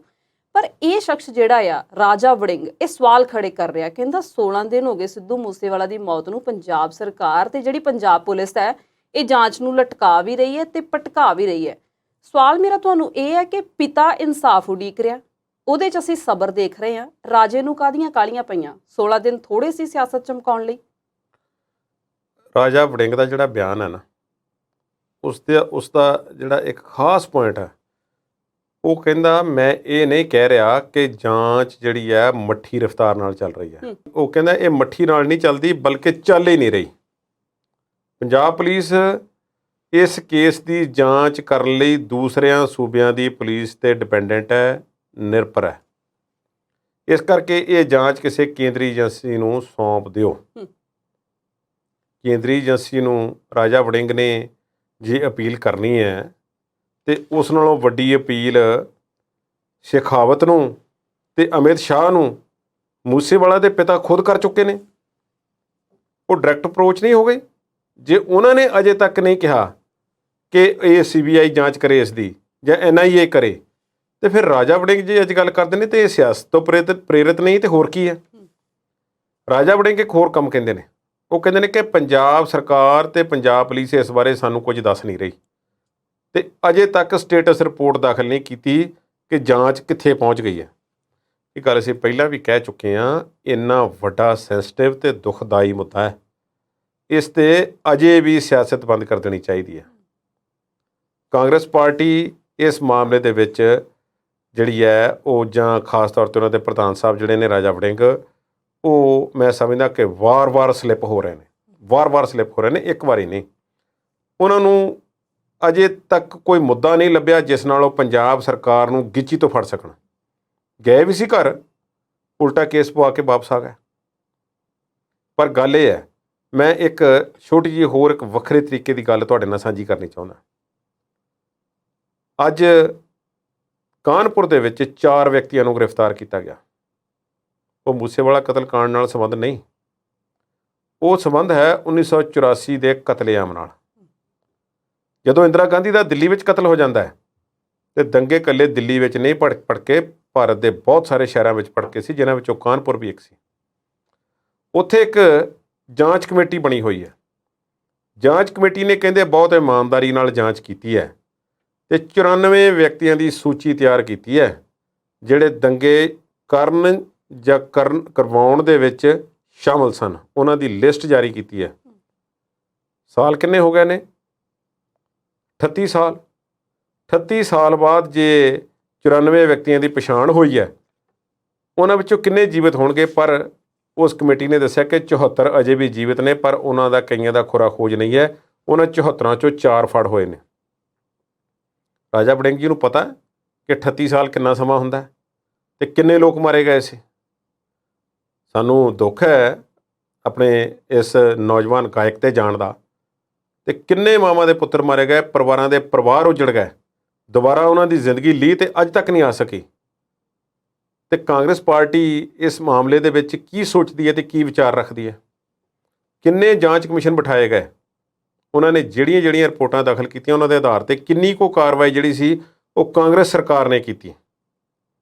ਹਾਂ, ਮੋਦੀ ਸਰਕਾਰ ਨੇ ਆ ਕੇ ਕੁਝ ਕਾਰਵਾਈ ਕੀਤੀ ਹੈ। ਕਾਂਗਰਸ ਪਾਰਟੀ ਇਸ ਮਾਮਲੇ ਵਿੱਚ ਆਪਣੇ ਆਪ ਨੂੰ ਕਿੱਥੇ ਦੇਖਦੀ ਹੈ? ਇਸ ਗੱਲ ਦਾ ਜਵਾਬ ਹੈ ਦਿੱਲੀ ਸੀ। ਇਹ ਤੇ ਇੱਕ ਮਾਨਸੇ ਦੇ ਲਾਗੇ ਇੱਕ ਪਿੰਡ ਦੇ ਵਿੱਚ ਘਟਨਾ ਵਾਪਰੀ ਹੈ। ਗੈਂਗਸਟਰ ਜਿਹੜੇ ਨੇ ਉਹ ਉਸ ਵਿੱਚ ਸ਼ਾਮਲ ਨੇ। ਉਹ ਅੱਜ ਬਹੁਤ ਸਾਰਿਆਂ ਨੂੰ ਗ੍ਰਿਫਤਾਰ ਕੀਤਾ ਜਾ ਰਿਹਾ ਹੈ। ਲਾਰੈਂਸ ਬਿਸ਼ਨੋਈ ਪੰਜਾਬ ਆ ਗਿਆ ਹੈ। ਹੋਰ ਉਸ ਤੋਂ ਜਾਂਚ ਕੀਤੀ ਜਾ ਰਹੀ ਹੈ। ਉਸ ਮਾਮਲੇ ਵਿੱਚ ਵੀ ਸਾਡੇ ਮੀਡੀਆ ਵਾਲੇ ਭਰਾਵਾਂ ਨੇ, ਭੈਣਾਂ ਭਰਾਵਾਂ ਨੇ ਬਹੁਤ ਮਾੜੀ ਇੱਕ ਮੈਂ ਸਮਝਦਾ ਕਿ ਜੋ ਵੀ ਹੁਣ ਕਹਿ ਲਈਏ ਕਿ ਪਰ ਉਹ ਇਸ ਤਰ੍ਹਾਂ ਰਨਿੰਗ ਕਮੈਂਟਰੀ ਕਰਨੀ ਨਹੀਂ। ਵੱਲ ਨੂੰ ਜਾਂਦੀ ਪੱਤਰਕਾਰੀ ਅੱਜ ਉਹਨਾਂ ਨੇ ਦਿਖਾਈ ਹੈ। ਬਿਲਕੁਲ ਦਿਖਾਈ ਹੈ। ਔਰ ਇਹ ਸਾਨੂੰ ਇਹ ਮਿੰਟ ਦੀ ਕਮੈਂਟਰੀ ਕਰਨ ਦੀ ਲੋੜ ਨਹੀਂ ਹੈ ਲਾਰੈਂਸ ਬਿਸ਼ਨੋਈ ਦੇ। ਤੇ ਸੂਤਰ ਲਿਖ ਕੇ ਕਿ ਸੂਤਰਾਂ ਦੇ ਹਵਾਲੇ ਨਾਲ ਉਸਨੇ ਆਹ ਕਹਿ ਦਿੱਤਾ ਹੈ, ਉਹ ਕੁਝ ਬੋਲ ਨਹੀਂ ਰਿਹਾ, ਉਸਨੇ ਉਹ ਹਥਿਆਰ ਫੜੇ, ਸਭ ਕੁਝ ਸਾਹਮਣੇ ਆ ਜਾਵੇਗਾ। ਉਹ ਉਡੀਕ ਤੇ ਕਰੋ ਜਰਾ, ਕੰਮ ਚੱਲ ਰਿਹਾ। ਰਾਜਾ ਵੜਿੰਗ ਇੱਕ ਵਾਰੀ ਫੇਰ ਸਲਿੱਪ ਹੋਏ ਨੇ। ਉਹਨਾਂ ਨੂੰ ਥੋੜ੍ਹਾ ਜਿਹਾ ਸਬਰ ਕਰਨਾ ਚਾਹੀਦਾ ਹੈ, ਜਿਸ ਤਰ੍ਹਾਂ ਸਰਦਾਰ ਬਲਕੌਰ ਸਿੰਘ ਤੇ ਮਾਤਾ ਚਰਨ ਕੌਰ ਨੇ ਕੀਤਾ ਹੋਇਆ। ਜੇ ਨਹੀਂ ਨਿਕਲਦਾ ਕੁਝ, ਫਿਰ ਸਰਕਾਰ ਨੂੰ ਸਾਰੇ ਜਵਾਬਦੇਹ ਹੋਵੇਗੀ। ਸਰਕਾਰ ਚੱਲ ਰਹੀ ਹੈ ਜਾਂਚ, ਤੁਸੀਂ ਪਹਿਲਾਂ ਹੀ ਫਲਾਣੇ ਨੂੰ ਦੇ ਦਿਓ, CBI ਨੂੰ ਦੇ ਦਿਓ, ਇਹਨੂੰ ਦੇ ਦਿਓ। ਠੀਕ ਹੈ, ਮੰਗ ਹੋ ਚੁੱਕੀ ਹੈ ਭਾਈ, ਸਰਕਾਰਾਂ ਫੈਸਲਾ ਕਰ ਲੈਣਗੀਆਂ। ਵਿਰੋਧ ਜਦੋਂ ਆਪਣੇ ਵਿਧਾਨ ਸਭਾ ਦਾ ਇਜਲਾਸ ਆਵੇਗਾ, ਭਗਵੰਤ ਮਾਨ ਨੇ ਘਰ 'ਤੇ ਨਹੀਂ ਆਉਣ ਦਿੱਤਾ, ਤੁਹਾਨੂੰ ਆਪਣੇ ਆਫਿਸ ਨਹੀਂ ਆਉਣ ਦਿੱਤਾ, ਜਦੋਂ ਇਜਲਾਸ ਆਵੇਗਾ ਫਿਰ ਤੁਸੀਂ ਉੱਥੇ ਬੋਲ ਲੈਣਾ, ਵੇਖ ਲੈਣਾ। ਭਗਤ ਸਿੰਘ ਦਾ ਵਾਲਾ ਜਵਾਬ ਤੁਸੀਂ ਲੈ ਲਿਆ ਸੀ, ਇਸ ਤਰ੍ਹਾਂ ਦਾ ਕੋਈ ਹੋਰ ਜਵਾਬ ਮਿਲ ਜਾਵੇਗਾ ਤੁਹਾਨੂੰ। ਮੈਂ ਸਮਝਦਾ ਉਹਨਾਂ ਨੂੰ ਠੰਮਾ ਰੱਖਣਾ ਚਾਹੀਦਾ। ਸਮਾਂ ਆਵੇਗਾ ਹਰ ਇੱਕ ਦਾ। ਉਹਨਾਂ ਨੂੰ ਜਿਸ ਤਰ੍ਹਾਂ ਰਾਜਨੀਤੀ ਵਿੱਚੋਂ ਤਾਂ ਜਾਣ ਲਈ ਕੋਈ ਖਾਸ ਕਿਸਮ ਦੀ ਮਿਹਨਤ ਕਰਨੀ ਪੈਂਦੀ ਹੈ, ਇਹ ਉਹਨਾਂ ਨੂੰ ਅਜੇ ਕਰਨੀ ਪਏਗੀ। ਇਸ ਤਰ੍ਹਾਂ ਮੁੱਦੇ ਲੱਭ ਕੇ ਲਿਆਉਣ ਦੀ ਲੋੜ ਨਹੀਂ। ਅਜੇ ਜੇ ਕੇਂਦਰੀ ਜਾਂਚ ਏਜੰਸੀ ਦੀ ਉਹ ਗੱਲ ਕਰਦੇ ਨੇ, ਇਸੇ ਤਰ੍ਹਾਂ ਦੀ ਇੱਕ ਕੇਂਦਰੀ ਜਾਂਚ ਏਜੰਸੀ ਹੈ ਐਨਫੋਰਸਮੈਂਟ ਡਾਇਰੈਕਟੋਰੇਟ। ਉਸ ਡਾਇਰੈਕਟੋਰੇਟ ਨੇ ਇਹਨਾਂ ਦੇ ਕੌਮੀ ਪ੍ਰਧਾਨ ਨੂੰ ਘੇਰਿਆ ਹੋਇਆ, ਰੋਜ਼ ਬੁਲਾ ਕੇ ਉਸ ਤੋਂ ਪੁੱਛਗਿੱਛ ਹੋ ਰਹੀ ਹੈ। ਤੇ ਫਿਰ ਕਾਂਗਰਸ ਕਿਉਂ ਰੌਲਾ ਪਾ ਰਹੀ ਹੈ? ਉਹ ਵੀ ਤਾਂ ਕੇਂਦਰੀ ਜਾਂਚ ਏਜੰਸੀ ਹੈ। ਇਸ ਤਰ੍ਹਾਂ ਦੀ CBI ਹੈ, ਇਸੇ ਤਰ੍ਹਾਂ ਦੀ NIA ਹੈ। ਜਿਸ ਤਰ੍ਹਾਂ ਦੀਆਂ ਤੁਸੀਂ ਬਣਾਈਆਂ ਸੀ ਉਸ ਤਰ੍ਹਾਂ ਦਾ ਕੰਮ ਹੋ ਰਿਹਾ ਨਾ। ਫਿਰ ਥੋੜ੍ਹਾ ਸਬਰ ਰੱਖੋ। ਕੁਲਦੀਪ ਜੀ, ਅੱਜ ਸਾਹਿਬ ਸ੍ਰੀ ਗੁਰੂ ਹਰਗੋਬਿੰਦ ਸਾਹਿਬ ਜੀ ਦਾ ਗੁਰਪੁਰਬ ਹੈ, ਜਨਮ ਪ੍ਰਕਾਸ਼ ਦਿਵਸ ਹੈ ਉਹਨਾਂ ਦਾ। ਤੇ ਜਿਹੜੇ ਸਾਡੇ ਅਕਾਲ ਤਖਤ ਸਾਹਿਬ ਦੇ ਜਥੇਦਾਰ ਸਾਹਿਬ ਆ, ਉਹਨਾਂ ਨੇ ਸਿੱਖ ਸੰਗਤ ਨੂੰ ਸੰਬੋਧਨ ਕੀਤਾ। ਵੈਸੇ ਤੇ ਉਹ ਵਿਵਾਦਾਂ ਨੂੰ ਜੱਫੇ ਪਾਉਂਦੇ ਰਹਿੰਦੇ ਨੇ, ਪਰ ਅੱਜ ਕੀ ਕਹਿੰਦੇ ਨੇ ਉਹ? ਜਥੇਦਾਰ ਸਾਹਿਬ ਗਿਆਨੀ ਹਰਪ੍ਰੀਤ ਸਿੰਘ ਨੇ ਕਿਹਾ ਕਿ ਸਿੱਖ ਸ਼ਕਤੀਆਂ ਨੂੰ ਇਕੱਤਰ ਹੋਣ ਦੀ ਲੋੜ ਹੈ। ਚਲੋ, ਸਿੱਖ ਸ਼ਕਤੀਆਂ ਜਿਹੜੀਆਂ ਉਹਨੂੰ ਐਲੈਬੋਰੇਟ ਕਿਤੇ ਕਰਨਗੇ ਤਾਂ ਫਿਰ ਸਾਨੂੰ ਪਤਾ ਲੱਗੇਗਾ ਕਿ ਕਿਹੜੀਆਂ ਨੂੰ ਇਕੱਤਰ ਕਰਨ ਦਾ ਯਤਨ ਕਰ ਰਹੇ ਨੇ। ਇੱਕ ਬੰਦੀ ਸਿੰਘਾਂ ਦੀ ਰਿਹਾਈ ਵਾਸਤੇ ਜਿਹੜੀ ਉਹਨਾਂ ਨੇ ਗੱਲ ਕੀਤੀ ਹੈ ਜੀ, ਉਹਨੇ ਕਿਹਾ ਕਿ ਦਾਤਾ ਬੰਦੀ ਛੋੜ ਜਿਹੜੇ ਕਿਹਾ ਜਾਂਦਾ ਹੈ ਮੀਰੀ ਪੀਰੀ ਦੇ ਮਾਲਕ ਸ੍ਰੀ ਗੁਰੂ ਹਰਗੋਬਿੰਦ ਸਾਹਿਬ ਨੂੰ, ਉਹਨਾਂ ਦਾ ਇਤਿਹਾਸ ਸਾਰਿਆਂ ਨੂੰ ਪਤਾ ਹੈ ਕਿ ਗਵਾਲੀਅਰ ਦੇ ਕਿਲ੍ਹੇ ਦੇ ਵਿੱਚੋਂ 52 ਰਾਜਿਆਂ ਨੂੰ ਉਹਨਾਂ ਨੇ ਛੁਡਵਾ ਕੇ ਲਿਆਂਦਾ ਸੀ। ਪਰ ਉਹਨਾਂ ਨੇ ਕਿਹਾ ਕਿ ਸਰਕਾਰ ਅੱਜ ਸ੍ਰੀ ਗੁਰੂ ਹਰਗੋਬਿੰਦ ਸਾਹਿਬ ਦੇ ਵਾਰਸਾਂ ਨੂੰ ਤੇ ਉਹਨਾਂ ਦੇ ਸਿੱਖਾਂ ਨੂੰ 30-40 ਸਾਲ ਤੋਂ ਜੇਲ੍ਹਾਂ ਵਿੱਚ ਡੱਕ ਕੇ ਬੈਠੀ ਹੈ। ਤੇ ਉਹਦਾ ਕੋਈ ਜਵਾਬ ਨਹੀਂ ਦੇ ਰਹੀ।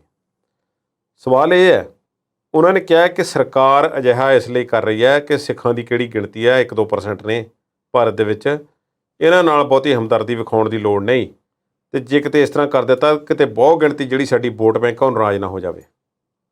ਇਹ ਗੱਲ ਉਹਨਾਂ ਦੀ ਠੀਕ ਹੋ ਸਕਦੀ ਹੈ, ਕਿਸੇ ਹੱਦ ਤੱਕ ਠੀਕ ਵੀ ਹੈ। ਚਲੋ ਹੁਣ ਚੱਲਦੇ ਹਾਂ, ਜਿਹੜਾ ਉਹਨਾਂ ਨੇ ਬਿਆਨ ਕੁਛ ਪਿਛਲੇ ਦਿਨਾਂ 'ਚ ਦਿੱਤੇ ਨੇ, ਜਿਸ ਵਿੱਚ ਉਹ ਅਕਾਲੀਆਂ ਦਾ ਇਸ ਤਰ੍ਹਾਂ ਹਾਸ਼ੀਏ 'ਤੇ ਚਲੇ ਜਾਣ ਨੂੰ ਬਹੁਤ ਮਾੜੇ ਸੰਕੇਤ ਵਜੋਂ ਜਿਹੜਾ ਹੈ ਪੰਜਾਬ ਵਿੱਚ ਵੇਖਦੇ ਨੇ, ਅਕਾਲੀਆਂ ਦੇ ਕਮਜ਼ੋਰ ਹੋਣ ਨੂੰ। ਕਿ ਜਿਹੜਾ ਸਾਡਾ ਇੱਕ ਸਿਸਟਮ ਚੱਲਿਆ ਹੁਣ ਤੱਕ, ਅਕਾਲੀ ਤੇ ਜਿਹੜਾ ਸ਼੍ਰੋਮਣੀ ਕਮੇਟੀ ਆ ਉਹ ਇੱਕ ਰਹੀ ਹੈ ਤੇ ਕਾਬਜ਼ ਰਹੇ ਨੇ ਦੋਨੇ ਪਾਸੇ ਤਕਰੀਬਨ। ਜੇ ਪੰਜਾਬ ਦੀ ਸੱਤਾ ਤੇ ਕਾਬਜ਼ ਨਹੀਂ ਰਹੇ ਤਾਂ ਸ਼੍ਰੋਮਣੀ ਕਮੇਟੀ ਤਾਂ ਇਹਨਾਂ ਦੇ ਕੋਲ ਰਹੀ ਹੈ, ਅਕਾਲੀ ਦਲ ਬਾਦਲ ਦੇ ਕੋਲ। ਹੁਣ ਜਦੋਂ ਅਸੀਂ ਗੱਲ ਕਰਦੇ ਹਾਂ ਕਿ ਕਿਤੇ ਕਿਸੇ ਇੱਕ ਤਬਕੇ ਨੂੰ ਖੁਸ਼ ਕਰਨ ਲਈ ਜਿਹੜਾ ਉਹ ਦੂਸਰੇ ਨੂੰ ਨਾਰਾਜ਼ ਨਹੀਂ ਕਰਨਾ ਚਾਹੁੰਦੀ, ਜੋ ਕਿ ਵੱਡਾ ਤਬਕਾ ਹੈ, ਵੋਟ ਬੈਂਕ ਦੀ ਰਾਜਨੀਤੀ ਹੈ ਜਿਹੜੀ ਉਹਨਾਂ ਨੇ ਸਪਸ਼ਟ ਗੱਲ ਕੀਤੀ ਹੈ। ਕੀ ਇਹ ਗੱਲ ਸਾਹਿਬ ਪ੍ਰਕਾਸ਼ ਸਿੰਘ ਬਾਦਲ ਤੇ ਅਕਾਲੀ ਦਲ 'ਤੇ ਲਾਗੂ ਨਹੀਂ ਹੁੰਦੀ? ਜਦੋਂ ਬੇਅਦਬੀ ਹੁੰਦੀ ਹੈ, ਬੇਅਦਬੀ ਦਾ ਵੱਡਾ ਕਾਂਡ ਹੁੰਦਾ ਹੈ, ਤਾਂ ਉਸ ਮਾਮਲੇ ਨੂੰ ਜਿਸ ਤਰੀਕੇ ਨਾਲ ਨਜਿੱਠਿਆ ਗਿਆ ਤੇ ਉਸ ਤੋਂ ਪਹਿਲਾਂ ਜੋ ਗੁਰੂ ਗੋਬਿੰਦ ਸਿੰਘ ਜੀ ਦਾ ਭੇਖ ਰਚਾ ਕੇ ਸੌਦਾ ਸਾਧ ਨੇ ਜੋ ਅਕਲ ਕੀਤੀ ਸੀ, ਉਸ ਤੋਂ ਬਾਅਦ ਇਹਨਾਂ ਦਾ ਬਾਰ-ਬਾਰ ਉੱਥੇ ਜਾਣਾ ਤੇ ਵੋਟ ਬੈਂਕ ਨੂੰ ਪੱਕੀਆਂ ਕਰਨ ਖਾਤਰ ਇੱਕ ਅਜਿਹੇ ਵਿਅਕਤੀ ਦਾ ਸਾਥ ਦੇਣਾ ਤੇ ਉਸ ਨੂੰ ਉਹਨਾਂ ਨੂੰ ਬਚਾਉਣਾ, ਪ੍ਰੋਟੈਕਟ ਕਰਨਾ, ਉਹ ਜਾਇਜ਼ ਸੀ? ਉੱਥੇ ਵੋਟ ਬੈਂਕ ਦੀ ਰਾਜਨੀਤੀ ਨਹੀਂ ਸੀ। ਫਿਰ ਜੇ ਇਹ ਉਹ ਵੀ ਰਾਜਨੀਤੀ ਸੀ ਜਿਸ ਦੇ ਤਹਿਤ ਗੋਲੀ ਚਲਾ ਦਿੱਤੀ ਗਈ ਸ਼ਾਂਤਮਈ ਬੈਠੇ ਹੋਏ ਪ੍ਰਦਰਸ਼ਨਕਾਰੀਆਂ ਤੇ ਮੋਰਚੇ ਤੇ ਬੈਠੇ ਹੋਏ ਲੋਕਾਂ ਤੇ, ਤਾਂ ਫਿਰ ਤੁਸੀਂ ਸਭ ਤੋਂ ਪਹਿਲਾਂ ਸਵਾਲ ਜਿਹੜਾ ਹੈ ਕੇਂਦਰ ਸਰਕਾਰ ਨੂੰ ਕਰਨ ਦੀ ਬਜਾਏ ਤੁਸੀਂ ਬਾਦਲ ਸਾਹਿਬ ਨੂੰ ਪੁੱਛੋ। ਸੁਖਬੀਰ ਸਿੰਘ ਬਾਦਲ ਰੋਜ਼ ਆਉਂਦੇ ਨੇ ਉੱਥੇ, ਉਹਨਾਂ ਨੂੰ ਪੁੱਛੋ। ਬੰਦੀ ਸਿੰਘਾਂ ਦਾ ਅੱਜ ਬਹੁਤ ਚੇਤਾ ਆ ਰਿਹਾ, ਠੀਕ ਹੈ, ਲੋੜ ਹੈ ਉਹਨਾਂ ਨੂੰ ਰਿਹਾ ਕਰਨ ਦੀ ਲੋੜ ਹੈ, ਪਰ ਇਸ ਮਾਮਲੇ ਦੇ ਵਿੱਚ ਜੋ ਸਹੀ ਮਾਇਨਿਆਂ ਦੇ ਵਿੱਚ ਕਰਨਾ ਚਾਹੀਦਾ ਉਹ ਨਹੀਂ ਹੋ ਰਿਹਾ। ਫਿਰ ਮੈਂ ਉਹੀ ਸਵਾਲ ਯਾਦ ਕਰਾਵਾਂਗਾ, ਜਥੇਦਾਰ ਸਾਹਿਬ ਕੀ ਇਹ ਦੱਸਣਗੇ ਜੋ ਅੱਜ ਤੋਂ ਕਈ ਮਹੀਨੇ ਪਹਿਲਾਂ ਉਹਨਾਂ ਨੇ ਗੱਲ ਕੀਤੀ ਸੀ ਕਿ ਆਪਣਾ ਚੈਨਲ ਹੋਣਾ ਚਾਹੀਦਾ ਸ਼੍ਰੋਮਣੀ ਕਮੇਟੀ ਦਾ, ਉਸ 'ਤੇ ਕੋਈ 1% ਵੀ ਕਾਰਵਾਈ ਹੋਈ ਹੈ? ਜੇ ਸ਼੍ਰੋਮਣੀ ਕਮੇਟੀ ਦਾ ਆਪਣਾ ਪ੍ਰੋਪਰ ਮੀਡੀਆ ਹੋਵੇਗਾ, ਚੈਨਲ ਹੋਵੇਗਾ, ਜਿਸ ਤੋਂ ਦਰਬਾਰ ਸਾਹਿਬ ਤੋਂ ਗੁਰਬਾਣੀ ਦਾ ਪ੍ਰਸਾਰਣ ਵੀ ਹੋਵੇਗਾ, ਹੋਰ ਵੀ ਕੁਝ ਕਰ ਸਕਦੇ ਨੇ ਉਹ, ਉਹਨਾਂ ਨੂੰ ਇਜਾਜ਼ਤ ਹੋਣੀ ਚਾਹੀਦੀ ਹੈ। ਇੰਨਾ ਵੱਡਾ ਅਦਾਰਾ ਹੈ ਤੇ ਫਿਰ ਉੱਥੇ ਆਪਣਾ ਸਵਾਲ ਰੱਖਣ, ਸਾਰੀ ਦੁਨੀਆ ਵੇਖੇ ਕਿ ਕਿਹਦੇ ਬਾਰੇ ਕੀ ਸੋਚਦੇ ਹੋ ਤੁਸੀਂ। ਲੋਕਾਂ ਨੂੰ ਖਬਰਾਂ ਦੱਸੋ, ਸਿੱਖਾਂ ਦੀਆਂ ਸਮੱਸਿਆਵਾਂ ਬਾਰੇ ਦੱਸੋ, ਸਿੱਖਾਂ ਦੀਆਂ ਜ਼ਰੂਰਤਾਂ ਬਾਰੇ ਦੱਸੋ, ਬੰਦੀ ਸਿੰਘਾਂ ਦੀ ਗੱਲ ਕਰੋ, ਸਿੱਖ ਨੌਜਵਾਨਾਂ ਦੀ ਗੱਲ ਕਰੋ, ਪੰਜਾਬ ਵਿੱਚ ਨਸ਼ਿਆਂ ਦੀ, ਪਾਣੀ ਦੀ, ਹੋਰ ਜਿਹੜੀਆਂ ਗੱਲਾਂ ਹੋ ਰਹੀਆਂ ਨੇ ਸਾਰਿਆਂ ਦੀ ਗੱਲ ਕਰੋ। ਜਿਹੜੇ ਮੁੱਦੇ ਤੁਸੀਂ ਪਿਛਲੇ ਦਿਨਾਂ 'ਚ ਉਠਾਏ ਨੇ, ਟੈਸਟ ਟਿਊਬ ਬੇਬੀ ਸੈਂਟਰਾਂ ਦੀ ਵੀ ਗੱਲ ਕਰੋ, ਹਥਿਆਰਾਂ ਦੀ ਗੱਲ ਕਰੋ। ਤੁਸੀਂ ਆਪਣਾ ਪੱਖ ਰੱਖਣ ਲਈ ਇੱਕ ਪਲੇਟਫਾਰਮ 'ਤੇ ਤਿਆਰ ਕਰੋ। ਉਸ ਪਲੇਟਫਾਰਮ ਦਾ ਕੀ ਬਣਿਆ? ਕੋਈ ਜਵਾਬ ਨਹੀਂ ਆ ਉਸ ਬਾਰੇ। ਫਿਰ ਇਹ ਕਹਿਣਗੇ ਕਿ ਦੇਖੋ ਸਾਡੀਆਂ ਗੱਲਾਂ ਨੂੰ ਵਧਾ ਚੜ੍ਹਾ ਕੇ ਪੇਸ਼ ਕੀਤਾ ਜਾਂਦਾ ਹੈ, ਕਿਸੇ ਨੂੰ ਹੱਕ ਨਹੀਂ ਹੈ ਸਾਡੀ ਗੱਲ 'ਤੇ ਕਿੰਤੂ ਪਰੰਤੂ ਕਰਨ ਦਾ। ਜੇ ਤੁਸੀਂ ਆਮ ਪਬਲਿਕ ਨੂੰ ਕੁਛ ਸੰਬੋਧਨ ਕਰਕੇ ਕੋਈ ਗੱਲ ਕਹਿ ਰਹੇ ਹੋ ਤੇ ਮਤਲਬ ਉਸ ਦੇ ਤਾਂ ਫਿਰ ਸਾਰਿਆਂ ਨੇ ਕੱਢਣੇ ਨੇ ਆਪਣੇ ਹਿਸਾਬ ਨਾਲ। ਹੁਣ ਅਸੀਂ ਇਹ ਗੱਲ ਕਰ ਰਹੇ, ਸਾਨੂੰ ਵੀ ਕਈ ਮਾੜਾ ਚੰਗਾ ਕਹਿਣਗੇ। ਇਸ ਗੱਲ ਲਈ ਪ੍ਰਪੇਅਰ ਰਹਿਣਾ ਚਾਹੀਦਾ, ਜਾਂ ਫਿਰ ਅਸੀਂ ਆਪਣੇ ਤੌਰ 'ਤੇ ਚੁੱਪ ਰਹੀਏ ਤੇ ਅੰਦਰ ਰਹਿ ਕੇ ਜੋ ਅਸੀਂ ਕਰਨਾ ਚਾਹੁੰਦੇ ਉਹ ਕਰੀ ਜਾਈਏ। ਕੁਲਦੀਪ ਜੀ, ਸਮਾਂ ਸਾਡੇ ਕੋਲ ਬਹੁਤਾ ਨਹੀਂ ਆ, ਪਰ ਜਾਂਦੇ ਜਾਂਦੇ ਗੱਲ ਕਿਸਾਨੀ ਦੀ ਵੀ ਕਰਦੇ ਆ। ਜਿਹੜੀਆਂ ਸਰਕਾਰਾਂ ਨੇ ਉਹ ਕਿਸਾਨਾਂ ਨੂੰ ਕਹਿੰਦੀਆਂ ਵੀ ਫਸਲੀ ਚੱਕਰ ਅਪਣਾ ਲਓ, ਧਰਤੀ ਬਚਾ ਲਓ, ਬਦਲ ਕੇ ਫਸਲਾਂ ਲਾ ਲਓ, MSP ਦਾ ਭਾਚਾ ਵੀ ਦਿੰਦੀਆਂ ਨੇ ਇਹ ਸਰਕਾਰਾਂ ਕਿਸਾਨਾਂ ਨੂੰ। ਸਵਾਲ ਮੇਰਾ ਇਹ ਹੈ ਕਿ ਜਿਹੜੀਆਂ ਬਦਲਵੀਆਂ ਫਸਲਾਂ ਦੀ ਜਿਹੜੀ ਖਰੀਦ ਹੈ, ਉਹਦਾ ਕੋਈ ਨਫਾ ਹੈਗਾ ਕਿਸਾਨੀ ਨੂੰ? ਜੇ ਅਸੀਂ ਅੱਜ ਦੇ ਸੰਦਰਭ ਵਿੱਚ ਗੱਲ ਕਰੀਏ ਨਾ, ਤੇ ਜਿਨ੍ਹਾਂ ਫਸਲਾਂ ਨੂੰ ਬਿਲਕੁਲ ਨਿਗੂਣੀਆਂ ਕਰਕੇ ਸਿੱਟਿਆ ਹੋਇਆ ਸੀ ਸਾਡੀਆਂ ਸਰਕਾਰਾਂ ਨੇ, ਸਮੇਂ ਦੀਆਂ ਨੇ, ਉਹਨਾਂ ਦੀ ਸਾਨੂੰ ਅੱਜ ਸਭ ਤੋਂ ਵੱਧ ਲੋੜ ਪੈ ਰਹੀ ਹੈ। ਸਾਨੂੰ ਦਾਲਾਂ ਬਾਹਰੋਂ ਮੰਗਵਾਉਣੀਆਂ ਪੈ ਰਹੀਆਂ ਨੇ ਜਿਨ੍ਹਾਂ ਬਾਰੇ ਅਸੀਂ ਕਦੀ ਸੋਚ ਵੀ ਨਹੀਂ ਸੀ ਸਕਦੇ। ਬਿਲਕੁਲ। ਐਡੀਬਲ ਆਇਲ ਜੋ ਖਾਣ ਵਾਲਾ ਤੇਲ ਹੁੰਦਾ ਹੈ, ਰਿਫਾਈਨਡ ਬਣਦਾ, ਉਸ ਤੋਂ ਕਈ ਕੁਝ ਬਣਦਾ, ਉਹ ਸੂਰਜਮੁਖੀ ਦਾ ਤੇਲ ਜਿਹੜਾ ਦੁਨੀਆ ਵਿੱਚ ਕਾਫੀ ਜ਼ਿਆਦਾ ਵਰਤਿਆ ਜਾਂਦਾ ਹੈ। ਭਾਰਤ ਵਿੱਚ ਬਹੁਤ ਵੱਡੀ ਖਪਤ ਹੈ ਸੂਰਜਮੁਖੀ ਦੇ ਤੇਲ ਦੀ, ਪਰ ਸਾਡੇ ਕਾਸ਼ਤਕਾਰ ਸੂਰਜਮੁਖੀ ਉਗਾ ਨਹੀਂ ਰਹੇ। ਕਾਰਨ ਕੀ ਹੈ? ਸਰਕਾਰ ਖਰੀਦ ਨਹੀਂ ਕਰ ਰਹੀ, ਫਸਲ ਦਾ ਮੁੱਲ ਕੋਈ ਨਹੀਂ ਹੈ। ਜਦੋਂ ਬੀਜਦੇ ਨੇ ਸਾਰੇ ਬੀਜ ਦਿੰਦੇ ਨੇ, ਜਦੋਂ ਨਹੀਂ ਬੀਜਦੇ ਕੋਈ ਵੀ ਨਹੀਂ ਬੀਜਦਾ। ਇਸੇ ਸਰਕਾਰ ਦੀ ਇੱਕ ਸਾਬਕਾ ਮੰਤਰੀ ਬੀਬੀ ਮੇਨਕਾ ਗਾਂਧੀ ਜਦੋਂ ਉੱਤਰ ਪ੍ਰਦੇਸ਼ ਦੇ ਵਿੱਚ ਆਪਣੇ ਘਰ ਬੈਠੀ ਹੋਈ ਸੀ ਤੇ ਕਿਸਾਨ ਇਕੱਠੇ ਹੋ ਕੇ ਆਏ ਕਿ ਬੀਬੀ ਜੀ ਸਾਡੀ ਫਸਲ ਨਹੀਂ ਚੁੱਕ ਹੋ ਰਹੀ, ਸਰਕਾਰ ਨੇ ਵਾਅਦਾ ਕੀਤਾ ਹੋਇਆ, ਤੁਸੀਂ ਕੁਛ ਤਾਂ ਕਰੋ। ਅੱਗੋਂ ਗਲ ਪੈ ਗਈ ਉਹਨਾਂ ਦੇ। ਉਹਨੂੰ ਕਹਿੰਦੀ ਕਿ ਤੁਸੀਂ ਕਿਹਦੇ ਤੋਂ ਪੁੱਛ ਕੇ ਫਸਲ ਬੀਜੀ ਹੈ? ਕਿੰਨੀ ਵਾਰੀ ਤੁਹਾਨੂੰ ਕਿਹਾ ਕਿ ਗੰਨਾ ਨਾ ਬੀਜਿਆ ਕਰੋ। ਕਿਸਾਨ ਵਿਚਾਰੇ ਨਿੰਮੂ ਝੂਣੇ ਹੋ ਕੇ ਵਾਪਸ ਆ ਗਏ। ਭਾਈ ਜ਼ੋਰ ਚੱਲਦਾ ਹੈ ਉਹਨਾਂ ਦਾ। ਹੁਣ ਕਿਸਾਨਾਂ ਨੇ ਆਪਣਾ ਹੋਣਾ ਕੁਝ ਵਿਖਾਇਆ ਕਿਸਾਨ ਅੰਦੋਲਨ ਦੇ ਜ਼ਰੀਏ। ਉਸ ਨਾਲ ਕੇਂਦਰ ਸਰਕਾਰ 'ਤੇ ਤਾਂ ਇੰਨਾ ਕੁ ਫਰਕ ਪੈ ਗਿਆ ਕਿ ਉਹਨਾਂ ਨੇ 3 ਖੇਤੀ ਕਾਨੂੰਨ ਜਿਹੜੇ ਸੀ ਵਾਪਸ ਲੈ ਲਏ, ਪਰ ਦੂਸਰੇ ਪਾਸਿਓਂ ਕੁਝ ਸਕਰੂ ਟਾਈਟ ਕਰਨੇ ਸ਼ੁਰੂ ਕਰ ਦਿੱਤੇ ਕਿਸਾਨਾਂ 'ਤੇ, ਜਿਨ੍ਹਾਂ ਵਿੱਚ ਕੁਝ ਛੋਟਾਂ ਜੋ ਫਸਲ ਦੀ ਖਰੀਦ ਸੰਬੰਧੀ ਦਿੱਤੀਆਂ ਹੋਈਆਂ ਸੀ ਉਹਨਾਂ ਨੂੰ ਟਾਈਟ ਕਰ ਦਿੱਤਾ। ਕਣਕ ਦੀ ਖਰੀਦ ਦੇ ਸੰਬੰਧੀ ਅਤੇ ਚੌਲਾਂ ਦੀ ਖਰੀਦ ਦੇ ਸੰਬੰਧੀ ਜੋ ਨਮੀ ਦੀ ਮਾਤਰਾ ਸੀ, ਦਾਣੇ ਵਿੱਚ ਟਰੋਟੀ ਦੀ ਮਾਤਰਾ ਸੀ, ਉਸ ਵਿੱਚ ਛੋਟ ਦਿੱਤੀ ਜਾਂਦੀ ਸੀ, ਉਹਨੂੰ ਹੋਰ ਘਟਾ ਦਿੱਤਾ ਤਾਂ ਕਿ ਕਿਸਾਨ ਔਖੇ ਹੋਣ। ਕੇਂਦਰੀ ਖਰੀਦ ਏਜੰਸੀਆਂ ਨੇ ਪੈਰ ਪਿਛਾਂਹ ਖਿੱਚ ਲਏ। ਇਸ ਸੀਜ਼ਨ ਤੋਂ ਪਿਛਲੀ ਵਾਰੀ ਜਦੋਂ ਕਣਕ ਦੀ ਭਰਪੂਰ ਫਸਲ ਸੀ ਅਤੇ ਕੇਂਦਰੀ ਖਰੀਦ ਏਜੰਸੀ ਜਿਹੜੀ ਸੀ ਲੋਕਾਂ ਨੂੰ ਕਹਿ ਰਹੀ ਸੀ ਕਿ ਅਸੀਂ ਨਹੀਂ ਖਰੀਦ ਸਕਦੇ, ਅਤੇ ਹੁਣ ਲੋੜ ਪਈ ਐਤਕੀ ਭੰਡਾਰ ਵੀ ਘਟ ਗਏ। ਯੂਕਰੇਨ ਦੇ ਵਿੱਚ ਲੜਾਈ ਲੱਗ ਗਈ। ਮੈਂ ਸੂਰਜਮੁਖੀ ਦੀ ਗੱਲ ਕਰ ਰਿਹਾ ਸੀ। ਸੂਰਜਮੁਖੀ ਦਾ ਜੋ ਤੇਲ ਭਾਰਤ ਬਾਹਰੋਂ ਮੰਗਵਾਉਂਦਾ ਹੈ ਉਸ ਦੀ ਕੀਮਤ ਜਿਹੜੀ ਹੈ ਉਹ 1 ਲੱਖ ਕਰੋੜ ਦੱਸੀ ਜਾਂਦੀ ਹੈ ਸਾਲ ਦੀ। 1 ਲੱਖ ਕਰੋੜ ਦਾ ਭਾਰਤ ਨੂੰ ਤੇਲ ਮੰਗਵਾਉਣਾ ਪੈਂਦਾ ਹੈ। ਉਸ ਵਿੱਚੋਂ 70% ਇਕੱਲੇ ਯੂਕਰੇਨ ਤੋਂ ਆਉਂਦਾ ਹੈ, 20% ਰਸ਼ੀਆ ਤੋਂ ਆਉਂਦਾ ਹੈ, ਬਾਕੀ ਆਸੇ ਪਾਸੇ ਆਉਂਦਾ ਹੋਵੇਗਾ। ਇਹ ਮਤਲਬ ਇਹ ਹੈ ਕਿ ਭਾਰਤ ਵਿੱਚ ਪੂਰਤੀ ਨਹੀਂ ਹੋ ਰਹੀ, ਖਾਣ ਵਾਲੇ ਮੂੰਹ ਬਹੁਤੇ ਨੇ ਅਤੇ ਉਪਜ ਪ੍ਰੋਪਰ ਨਹੀਂ ਹੋ ਰਹੀ। ਜੇ ਸਰਕਾਰ ਚਾਹੁੰਦੀ ਹੈ ਕਿ ਕਣਕ ਅਤੇ ਝੋਨੇ ਤੋਂ ਦੂਜੇ ਪਾਸੇ ਨੂੰ ਮੂੰਹ ਮੁੜਿਆ ਜਾਵੇ ਅਤੇ ਪਰ ਭਾਈ ਦੂਸਰੀਆਂ ਫਸਲਾਂ ਖਰੀਦੋ ਤਾਂ ਸਹੀ। ਪੰਜਾਬ ਸਰਕਾਰ ਨੇ ਪਹਿਲ ਕੀਤੀ ਹੈ, ਪਹਿਲੀ ਵਾਰੀ ਮੂੰਗੀ ਦੀ ਖਰੀਦ ਹੋਈ ਹੈ MSP 'ਤੇ। ਉਸ ਮਾਮਲੇ 'ਚ ਕੁਛ ਊਣਤਾਈਆਂ ਨੇ ਹੋਣਗੀਆਂ, ਉਹ ਕੁਛ ਕਿਸਾਨ ਯੂਨੀਅਨ ਨਾਰਾਜ਼ ਨੇ, ਕੁਛ ਆੜ੍ਹਤੀਏ ਨਾਰਾਜ਼ ਨੇ। ਇਹ ਆਖਿਆ ਜਾ ਰਿਹਾ ਕਿ ਮੂੰਗੀ ਦੀ ਖਰੀਦ ਵਾਸਤੇ ਜ਼ਮੀਨ ਦੀ ਫਰਦ ਕਿੰਨੇ ਰਕਬੇ 'ਚ ਬੀਜੀ ਹੋਈ ਹੈ ਉਹ ਝਾੜ ਦੇ ਹਿਸਾਬ ਨਾਲ ਖਰੀਦੀ ਜਾਵੇਗੀ। ਠੀਕ ਵੀ ਹੈ ਕਿਸੇ ਹੱਦ ਤੱਕ, ਪਰ ਸਰਕਾਰ ਨੂੰ ਸਿਸਟਮ ਅਪਣਾਉਣਾ ਪਏਗਾ, ਤਰੁੱਟੀਆਂ ਦੂਰ ਕਰਨੀਆਂ ਪੈਣਗੀਆਂ। ਪਰ ਪਹਿਲ ਕਦਮੀ ਚੰਗੀ ਹੈ, ਇਸ ਗੱਲ ਵਿੱਚ ਕੋਈ ਸ਼ੱਕ ਨਹੀਂ। ਮੱਕੀ, ਬਾਜਰਾ, ਸੂਰਜਮੁਖੀ, ਮੂੰਗੀ, ਇਹ ਸਾਰੀਆਂ ਫਸਲਾਂ 'ਤੇ ਸਰਕਾਰ ਨੂੰ ਕੰਨ ਧਰਨੇ ਪੈਣਗੇ। ਕੇਂਦਰ ਸਰਕਾਰ ਨੂੰ, ਖੇਤੀ ਮੰਤਰੀ ਨਰਿੰਦਰ ਸਿੰਘ ਤੋਮਰ ਨੂੰ, ਹੋਰਨਾਂ ਬਾਕੀ ਸੂਬਿਆਂ ਦੀਆਂ ਸਰਕਾਰਾਂ ਨੂੰ। ਪੰਜਾਬ ਕੋਲ 1.5-2% ਦੀ ਰਕਬਾ ਹੈ ਪੂਰੇ ਭਾਰਤ ਦਾ, ਅਤੇ 60% ਦੀ ਅਸੀਂ ਕੰਟਰੀਬਿਊਟ ਕਰ ਰਹੇ ਹਾਂ, ਅਤੇ ਸਾਡਾ ਬਣ ਕੀ ਰਿਹਾ। ਹੁਣ ਪੰਜਾਬ ਫਸਲੀ ਚੱਕਰ ਦੇ ਵਿੱਚ ਪੈ ਕੇ ਆਪਣਾ ਨੁਕਸਾਨ ਵੀ ਕਰ ਰਿਹਾ। ਇੱਥੇ ਨਦੀਨਨਾਸ਼ਕਾਂ ਦੀ ਵਰਤੋਂ ਜਿਹੜੀ ਆ ਵੱਧ ਹੋ ਰਹੀ ਹੈ, ਕੀੜੇ ਮਾਰ ਦਵਾਈਆਂ ਵੱਧ ਵਰਤੀਆਂ ਜਾ ਰਹੀਆਂ ਨੇ, ਪਾਣੀ ਧਰਤੀ ਹੇਠਲਾ ਵੱਧ ਵਰਤਿਆ ਜਾ ਰਿਹਾ। ਸਰਕਾਰਾਂ ਨੂੰ ਘਾਟੇ ਪੈ ਰਹੇ ਨੇ ਅਤੇ ਕਿਸਾਨ ਫਾਹੇ ਲੈ ਰਹੇ ਨੇ। ਫਾਇਦਾ ਫਿਰ ਕਿਸ ਦਾ ਹੋ ਰਿਹਾ। ਇਹ ਜੇ ਸਾਨੂੰ ਬਾਹਰੋਂ ਮੰਗਵਾਉਣੇ ਪੈ ਰਹੇ ਤਾਂ ਸਰਕਾਰਾਂ ਕਿਉਂ ਸੁੱਤੀਆਂ ਪਈਆਂ ਨੇ। ਕਿ ਭਾਰਤ ਵਰਗੇ ਮੁਲਕ ਜਿਸ ਵਿੱਚ ਖੇਤੀ ਪ੍ਰਧਾਨ ਮੁਲਕ ਹੋਵੇ, GDP ਦੇ ਵਿੱਚ ਇੰਨਾ ਵੱਡਾ ਯੋਗਦਾਨ ਖੇਤੀ ਦਾ ਹੋਵੇ, ਅਤੇ ਫਿਰ ਵੀ ਸਾਨੂੰ ਬਾਹਰੋਂ ਚੀਜ਼ਾਂ ਮੰਗਵਾਉਣੀਆਂ ਪੈਣ ਅਤੇ ਸਾਡੀਆਂ ਆਪਣੀਆਂ ਮੰਡੀਆਂ ਦੇ ਵਿੱਚ ਫਸਲਾਂ ਰੁਲਦੀਆਂ ਫਿਰਨ। ਇਹ ਕਿੱਥੇ ਕਿਹੜੇ ਹਿਸਾਬ ਦੇ ਵਿੱਚ ਲਿਖਿਆ ਗਿਆ ਸਾਰਾ ਕੁਛ। ਸਰਕਾਰ ਪੰਜਾਬ ਦੀ ਨੇ ਪਹਿਲ ਕੀਤੀ ਹੈ। ਮੱਕੀ ਦੇ ਬਾਰੇ ਐਤਕੀ ਜਿਹੜੀ ਖਰੀਦ ਹੈ ਉਹ ਇੱਕ ਬਦਲਵੀਂ ਫਸਲ ਵਜੋਂ ਬਹੁਤ ਵਧੀਆ ਖੂਬਸੂਰਤ ਫਸਲ ਹੈ। ਸੂਰਜਮੁਖੀ ਵੀ ਹੈ, ਹੋਰ ਵੀ ਹਨ। ਇਹਨਾਂ 'ਤੇ ਮਿਹਨਤ ਥੋੜ੍ਹੀ ਕਿਸਾਨਾਂ ਨੂੰ ਹੋਰ ਹਿਸਾਬ ਦੀ ਕਰਨੀ ਪੈਂਦੀ ਹੈ, ਕਰ ਲੈਣਗੇ ਕਿਸਾਨ ਜੇ ਲੱਭਤ ਹੋਵੇਗੀ ਕੁਛ। ਮੱਕੀ ਦੀ ਵੈਸੇ ਓਵਰਆਲ ਮਾਰਕੀਟ ਇਸ ਵਾਰੀ ਠੀਕ ਦੱਸੀ ਜਾਂਦੀ ਹੈ, ਇਸ ਕਰਕੇ ਸਰਕਾਰੀ ਖਰੀਦ ਦੀ ਲੋੜ ਨਹੀਂ ਹੈ, ਕਿਉਂਕਿ ਸਰਕਾਰੀ ਖਰੀਦ ਤੋਂ ਤਕਰੀਬਨ ਓਵਰ ਹੀ ਜਿਹੜੀ ਹੈ ਉਹ ਵਿਕ ਰਹੀ ਹੈ ਆਫ ਮਾਰਕੀਟ ਦੇ ਵਿੱਚ। ਜਦੋਂ ਘਟੇਗੀ ਫਿਰ ਲੋੜ ਪਏਗੀ, ਪਰ ਸਰਕਾਰ ਨੇ ਮੂੰਗੀ ਦੀ ਜਿਹੜੀ ਖਰੀਦ ਕਰਕੇ ਉਸ ਦੇ ਕਾਸ਼ਤਕਾਰਾਂ ਨੂੰ ਕੁਝ ਮਾੜੀ ਮੋਟੀ ਰਾਹਤ ਜਿਹੜੀ ਹੈ ਜ਼ਰੂਰ ਦਿੱਤੀ ਹੈ।